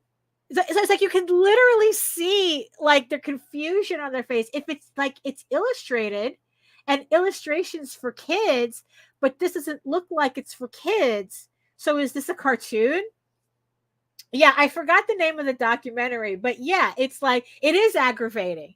It trust me, it aggravates the fuck out of me, especially when we're trying to tell stories that are not kid centric.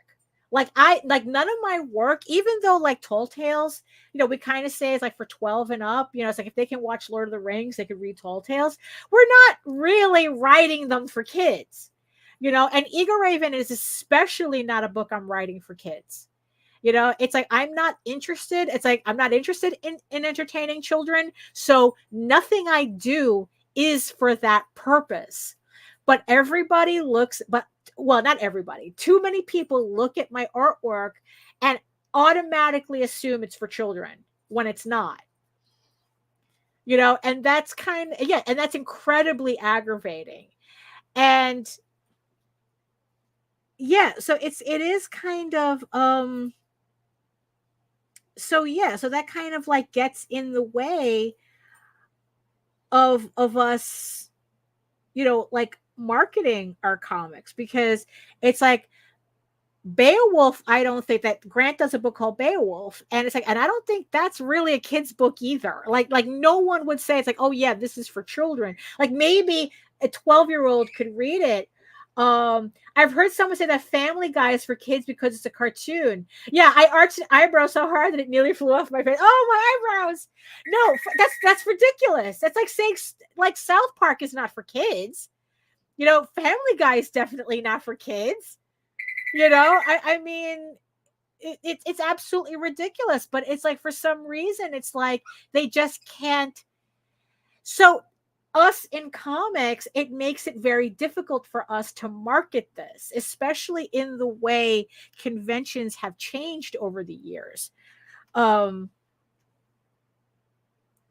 know, it's, you know, and it's very frustrating. And that's why, like, when I see markets like Japan, when I see like the the Franco-Belgian comic book market, you know, yeah, I wouldn't say South Park is for kids either. Absolutely not. Um, but Family Guy definitely is not for kids either. Jesus. Um, that's why I can't help but be jealous when I see the manga market, when I see the Franco-Belgian market. I mean, France literally gives a stipend, to kids between, I think, like 15 to 18 to buy comic books. I think it's like $400. They give them $400 to buy fucking comic books because it is important to the culture, you know? And yeah, and it's like it's kind of hard to not feel a way about that, you know? And it's like, and it makes, and it's like it's very frustrating working in this environment where people are trained that if it doesn't come from Disney, if it doesn't come from a corporation, it's suspicious. That it's like, well, I don't recognize this, so I'm not going to buy it. Like, I remember being on a show and, and I was asked, I've been doing this, like I said, since 92. And it's like someone had asked, it's like, what's the biggest difference that you've experienced in all these decades of doing comics and doing conventions? And I go, lack of curiosity. Nobody wants a comic they don't recognize. Nobody wants artwork they don't recognize. It used to be back in the day, like, especially at the height of the whole image explosion, the original image explosion, McFarlane and Liefeld and Jim Lee, and, where people would literally come up to our table and like, oh, just give me one of everything. I mean, granted, everyone was looking for the next Teenage Mutant Ninja Turtles. They were looking for the next Jim Lee. They were looking for the next Tom McFarlane. They were looking for the next Spawn #1, but they were also looking for the next Teenage Mutant Ninja Turtles #1. I mean, the speculator market had a lot to do with that too. But the thing is, though, is that, but people were overall curious. Like, they would go to conventions, they go, oh, what's this? They would go, oh, what's this? Where now it's like they're going, ooh, what's that? like the sound effect on TikTok. Ooh, what's that? Now they act like that. When before it would be like, oh, what's that? Now it's like, ooh, what's that? I don't want that. Doesn't look like anything. It doesn't look like Deadpool. And I think that that's the biggest difference. Yes, brainwashing program. Look, it's called programming for a reason, right? And I think that, and we have companies who are more than happy to, Japan, Tornado says Japan treats its comics like first-class citizens, and France gives a stipend to its people to create comics. Meanwhile, in the U.S., frown and make fun of anyone who read comics. Right. Meanwhile, comic book movies are making billions at the box office. Go figure, right? Oh, but that's real. That's real. It's going back to what you said before about, like, if it has real people in it, it's different. That's for adults. But if you read the comics they came from, that's baby work. That's for babies. Oh, sometimes being an indie artist is like being a pair of corduroys. What, like we're out of style, or that we just make a lot of noise when we rub together?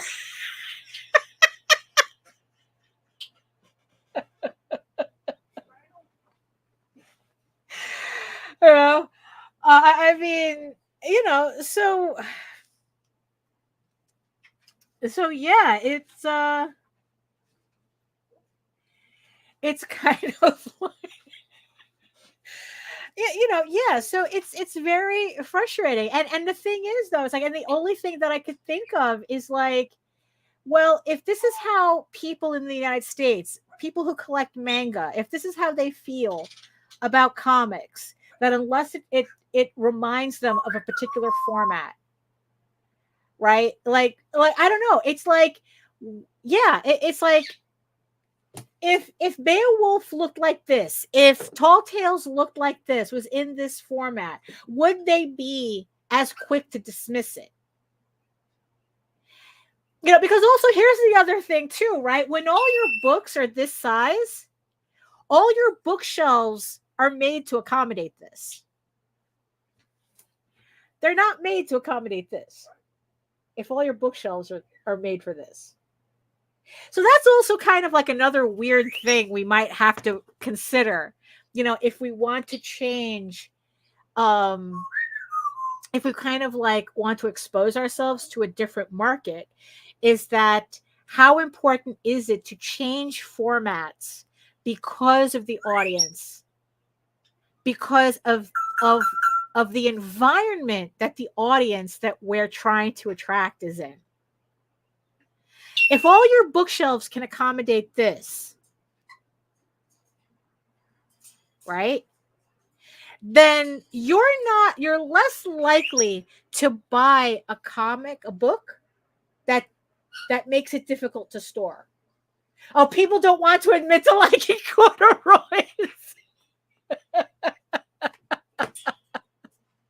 Yeah, well, it could any of those answers will work. I mean, it's like shelf space, right? So it's like if you create a format, right? If you create a format that fits in their already established environment meant to cater to this, would that stop? I mean, would they consider buying this? Marketing.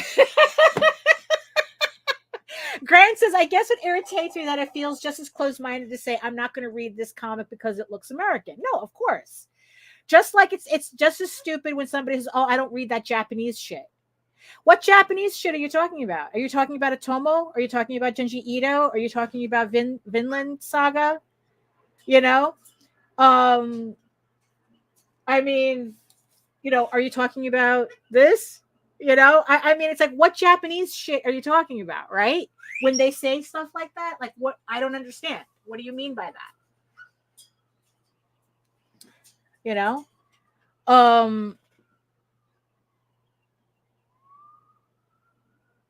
So yeah, so I'm just, yeah, so I guess, my thing is that, what if the environment that they're in needs just as much consideration, like I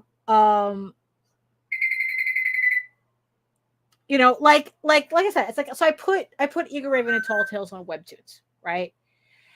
Because I feel like they have the audience that I'm looking for my books. So that's where I put it, as opposed to, like, say, putting it on Global Comics. I mean, I started putting together a page for Eagle Raven. Probably eventually I'll put Eagle Raven up on Global Comics. But yeah, it's too, I'm not really sure if Global Comics has the audience that I'm looking to expand to. Like, I just feel like Global Comics will just give me the same people who don't buy my work anyway. So that's why in the end I felt that Webtoons was the better choice. It's like you're never going to find a universal audience. It's like, where it's like that they'll buy your stuff because they like comics, or it's like, oh, there's always going to be something getting in the way. And I guess what we're trying to, Webtoons means you're giving your comic away for free. Yes. Yeah, I know a lot of people bristle at that. I know that Global Comics gives you the option to do, like, okay, you get like the first 2-3 chapters free, and then you have to pay for the rest of it, right? Webtoons, you give it away for free. Webtoons Canvas, right? I know a lot of people bristle at the idea. It's like, oh, well, if you give it away for free, then what's then what's going to keep them, why would they buy your stuff? I go, true. True. Um, if selling your book is the only thing that you care about, I can see how that's a problem. But we're in a very unusual creative space. And the last thing I'm making is a commercially viable book. I'm making, it's the difference between fine art and commercial art, right? We were just talking about this on the vlog, right? So I had learned recently, I have a fine art degree and I never understood what that meant. Fine art means artwork you do for yourself, essentially.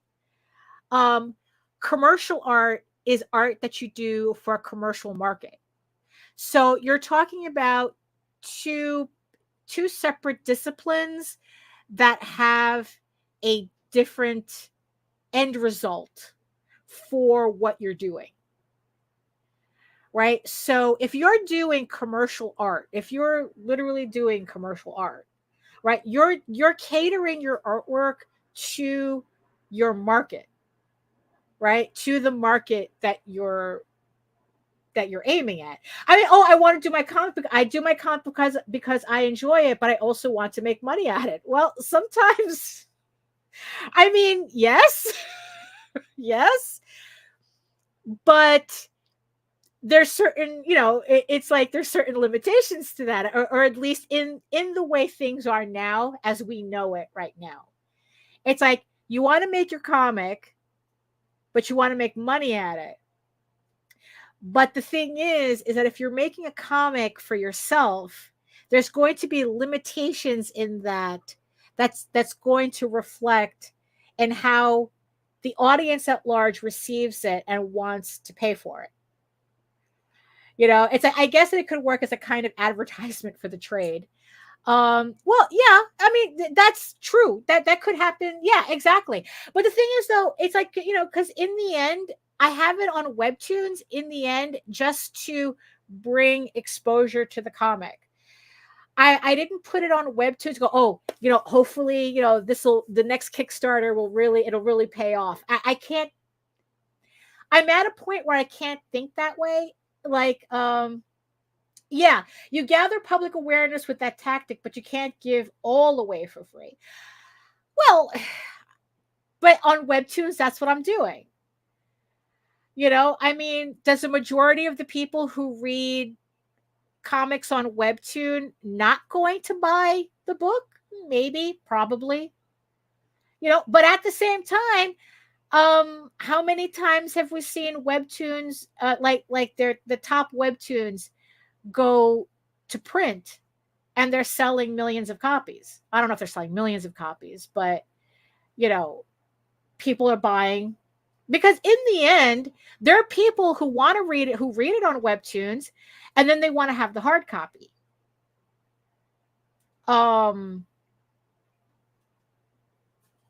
It's just, it's just that unfortunately what we do, it's like there's no guarantee that what we do actually makes money or actually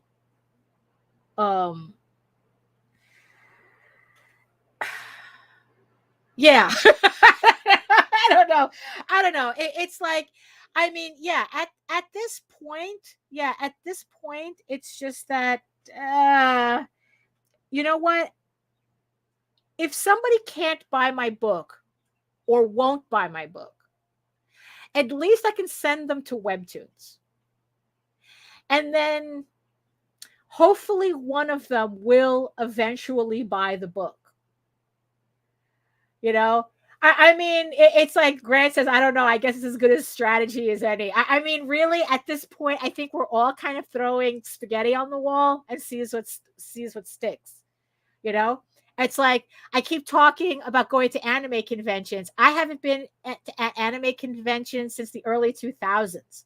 It's like I have no idea how much the environment has changed. Although the only thing that I have seen when I go see the list of vendors, like Artist Alley, um you know, it's a lot of artists that I would have never have seen it at anime conventions before. Like, I think that there is a greater acceptance of different art styles, but from what I see when I watch these girls, mostly they're girls, on YouTube, is that they're still catering to that environment. So it's like they're not walking in with a comic sized book in an area that buys, in an environment where everyone's buying manga. Like they're adjusting accordingly, even if it's just making zines of their stuff. So I don't know. It's like, yeah, it's like sometimes it really does just feel like we're just throwing spaghetti on the wall. That we're just kind of like seeing what works. I mean, the thing is though, it's like, I mean, Grant, you obviously committed to printing a trade paperback in some volumes. So I mean, I hope that you are moving those books. I mean, honestly, when I say that I hope you like it because you're going to be seeing it for a while, I mean, I'm not saying that it's like, oh, you're going to be stuck with those books. I mean, it's like you're just going to be selling them slowly for a longer period of time, but you're selling them, right? I mean, really, it's like, I think, oh, hello. Oh, let me see if I can say this. Dibujando ando. Oh, I like the way that sounds. Dibujas bien. Saludos. Thank you. Thank you. This is what it's looking so far. This is what it's looking like so far. So, let's see. Grant says, I'm hoping to sell about 800 through Diamond. And Tornado says, people actually prefer to buy trades. That's a great strategy. That's what I'm hoping. I know that I'm a trade waiter. I'm a trade waiter too. I enjoy, I much prefer to buy trades than individual comics. But, speaking of environment, the reason why I don't collect individual comics is because I don't have the space. I don't no longer have the space dedicated to that, to collecting individual comics. I do have the space to collect trade paperbacks. So I am much more willing to buy a trade paperback. So yeah, I am less likely to buy an individual issue. So yeah, so in the end, it's like, yeah, are there people going to my webtoons who'll never buy the comic but will read it off of webtoons? Sure. But the thing is though, I want them to read my book. So if they're reading my book, in the end, I don't care how they do it. It's not, but if I get the person who does buy the trade paperback when the next Kickstarter comes out, that's gravy too. Either way, I'm getting people reading my story. And it's kind of like, and in the end, it's like, that's kind of like my ultimate goal with the work that I do, that I want people to read my story. And that's where I put the priority in. That's why putting it on webtoons is not an issue for me. Giving away for free is not an issue for me. But also at the same time, that's why I'm also not committed to printing 500 copies of the trade paperback at this point in time. That's why I'm not committed to those types of decisions. So, look, it's a slow climb. It's it's like, look, if it was just all about the money, we'd be in finance. I'd recommend being an accountant. If it was just about the money. But I don't know, to me it's like, in the end, there's a certain satisfaction with a story well told. And that's kind of where my priority is. I sell okay. So it's not, for me, it's not that big of a deal. I mean, would I like to sell more copies? Sure. Of course, who doesn't, right? But finding that audience that's going to be ravenous for our work is difficult. It's like, yeah, it's like even 1 in a million is seven, even 1 in a million is 7,000 people counting globally, right? You still got to find those people. You still got to find those people. No, definitely. HR is talking about like special editions, and yes, that's something that, especially in novels, I've been seeing a lot of, where it's like that even though they have traditional publishing, uh they're being traditionally published, they go to Kickstarter to do these really, really fancy special editions. And I want to do those too. I do want to do those, like hardcovers, the gilded edges, and all fancy stuff. Tornado, there's far easier ways to make far more money than art and comics. The passion and the fun is what will keep us going when the sell numbers aren't quite there. It's true. Oh yeah, that's true. Because I've seen so many people, oh, my Kickstarter didn't make money out the gate, so I'm gonna not do comics anymore. Well, you knew the job was dangerous when you got in here. I mean, but Tornado, really, it's like, I mean, that's because that's exactly how I feel. That it's like, it's the story that keeps me going. It's the story keeps me. I would be doing this even if my Kickstarters were doing less than okay. I would still be doing it, because in the end, it's like, well, you know what? Okay, then I'll just put it on Webtoons and get a job. That's kind of like how I like, the story will still get told. That's what keeps me going. And I guess that, people just have to decide. It's like, what are you in this for? I mean, it's like, yeah, we want to make money because we live in a capitalist hellscape that requires us to do so. But we're also artists. And I'm not saying that they can't be, that they're always going to be mutually exclusive. I mean, I'm not saying that you can't make money off of being an artist, but you have to kind of, people have to kind of decide where is their priority to their art, to their craft, or to the making money. Because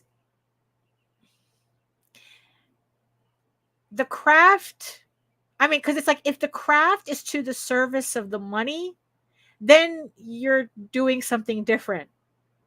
You're not exactly doing what you think you're doing. Again, it's the difference between fine art and commercial art. It's two different disciplines. It's like creating a book, creating a product for a commercial audience, as opposed to creating artwork for the sake of doing art. Like, they're two separate degrees. I have the fine art degree. And you just have to decide, kind of like commit to what it is you want to accomplish. And it's not easy. It's not easy. It's like, look, it's like we're all trying to read the tea leaves here. And it's like, nobody said it was going to be easy, I guess. But I don't want to say that flippantly, because nobody said it was going to be easy. But it would be nice. It would be nice if it was a little bit easier to do things. It would be nice. Like I said, it's like, that's why we look longingly at the Franco-Belgian market. We look longingly at the manga market. It's a completely different. It's a completely different thing. And it's like, it's like, oh, why can't we have an environment where people just read comics because that's what they like reading, and they can read whatever they want, and it's considered a legitimate art form, and and nobody sneers at it. It's like, oh, you're reading. No, nobody is saying, oh, that's for babies.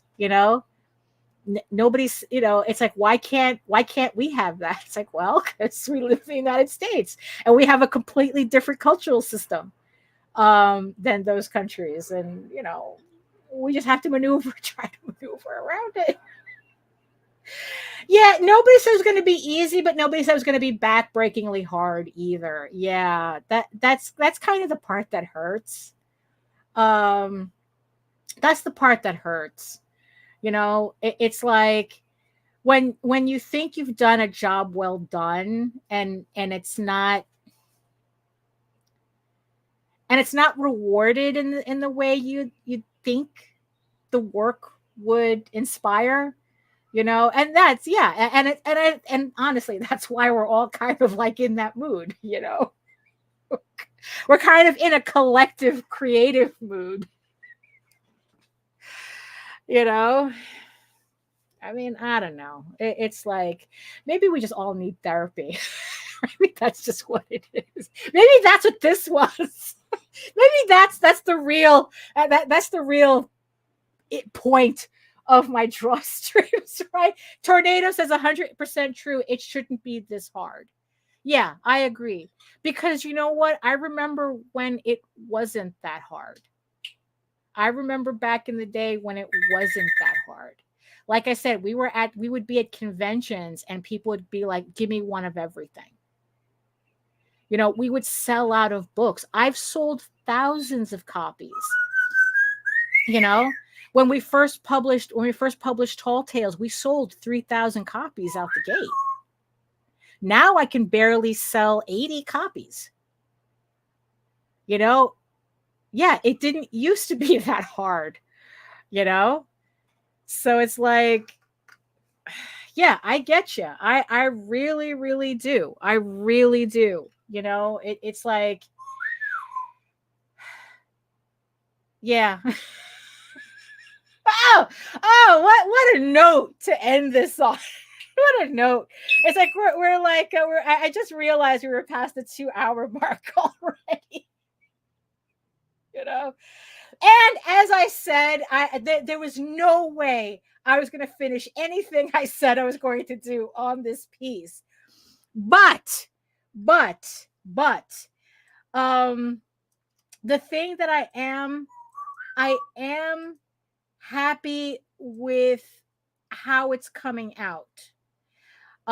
It's really funny how it's a slight difference, but it's enough to make that difference. You know what I mean? So I'm going to continue inking I'm going to continue inking Gray Mouse, this character, right? And then I'm going to ink Clea in, and like I said, I'm going to change her hair. I don't think her pose is too, needs too much changing. Foxfard, I have to do something with him. I have to find a different pose for him because I don't want it to be that similar to the other one that I did on the trade cover. But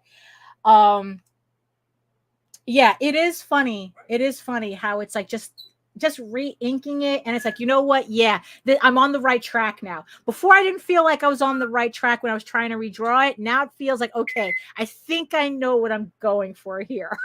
I can't articulate it, but yeah, there's something. Yeah, it's working. This is working. So I'm gonna go ahead and save this. Right, I'm gonna go ahead and save this. And I'm going to maybe I'm going to work a little bit more on it after the show, but yeah. So let me just put this aside, and let me take my glove off here. So, and yeah. So also, I guess the other thing that we learned too is that unfortunately, the music tab was interfering with the video, I guess. So it's like, so I guess next time, well, I guess it's good that we had a conversation that took up the airspace. So it's not like we had a lot of dead air. Um, but okay, so we know, that I can't do that for the next time unless this really fixes itself. Because honestly, I don't know what else to do in terms of StreamYard being a little wonky. But as long as I can get OBS to work in StreamYard, we're good. So at least this overall is good. Like I said, I'm going to tidy up the overlay a bit, clean it up a bit, and yes. So yeah, but I think overall, we were able to make it through without too much of a glitch. So, oh my goodness. So yeah, so I again didn't finish the work, but this is what I've done so far for Tall Tales Tears of the Mother issue 7. I'm going to be completely redoing that cover. So maybe on, so hopefully it won't be like this cover where it took me like freaking like it felt like 2 months just to draw in all the characters and the backgrounds. It felt like it took me forever to do this cover. So hopefully this won't take this long. Oh my goodness. But thank you so much, everybody in the chat, for a rather interesting, always an interesting conversation. That's why, that's why in the end, I like having you guys here. I like doing the Wednesday show because we always have a conversation that's very, just a different angle from the vlogs, So thank you, Lou. Thank you, HR. Thank you, Tornado. Thank you, Grant. Thank you, O'Kyford.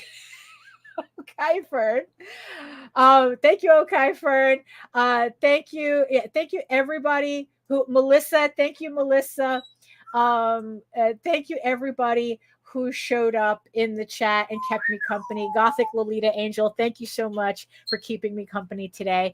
And yes, thank you so much also to my beautiful eyeball people who are keeping me company in spirit. I know you guys are quiet back there. You're probably doing your own work, just listening to me ramble on in the background, but you were there. I felt all the invisible hugs. Thank you so much. Thank you so much.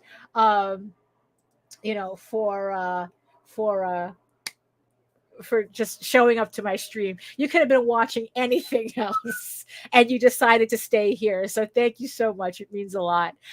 So if you want to learn more about me and my artwork and all my other stuff, and especially, if you want to see what the finished cover looks like, you can head on over to my main portfolio site at egoworks.com, EGOWORKS, where you can find links to all of my galleries and social media sites, but I mostly post to Facebook, where if I do finish this piece, it's going to show up there first. If you're interested in seeing like sketches and current work in progress and whatever announcements or whatever I'm up to, live updates, you can catch me on Facebook. And remember that you could also catch me here on YouTube at my own channel. If you haven't subscribed yet, please do. Just hit that button. Please subscribe.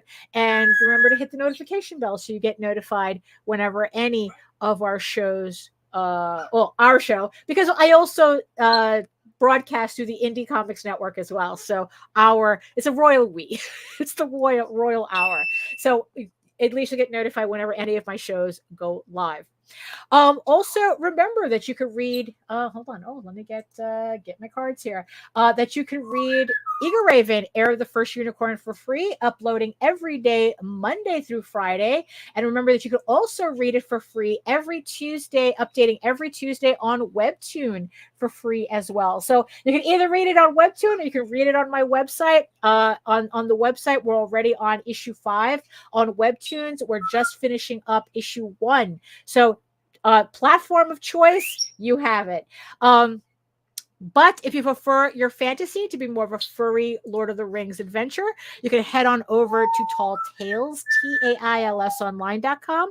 And not only can you read the first 20 issues of Tall Tales for free, but you can catch up on the latest story arc, Tears of the Mother, which is also currently uploading Monday to Friday. So you can check it out before you sign up for the pre-launch page for the Tears of the Mother trade paperback. Link in the chat and in the show notes so that you get notified when that campaign on Kickstarter launches on October 28th. And also, you can read Tall Tales from the very beginning on Webtoons. It updates every Thursday. So Eagle Raven updates Tuesdays, and Tall Tales updates Thursdays. So thank you so much again for coming to my live stream. Like I said, keeping me company. You could have been doing anything else, but thank you so much. We had a great conversation. That's why I enjoy doing these things, even with the technical difficulties. Thank you so much. So I will be back on Friday with Nita Lanning on the Raging 2 the Vlogs show at 11 a.m. And yeah, so I guess I'll see you guys then. So thank you so much, and I'll talk to you later. Bye. You are all weirdos. Ugh.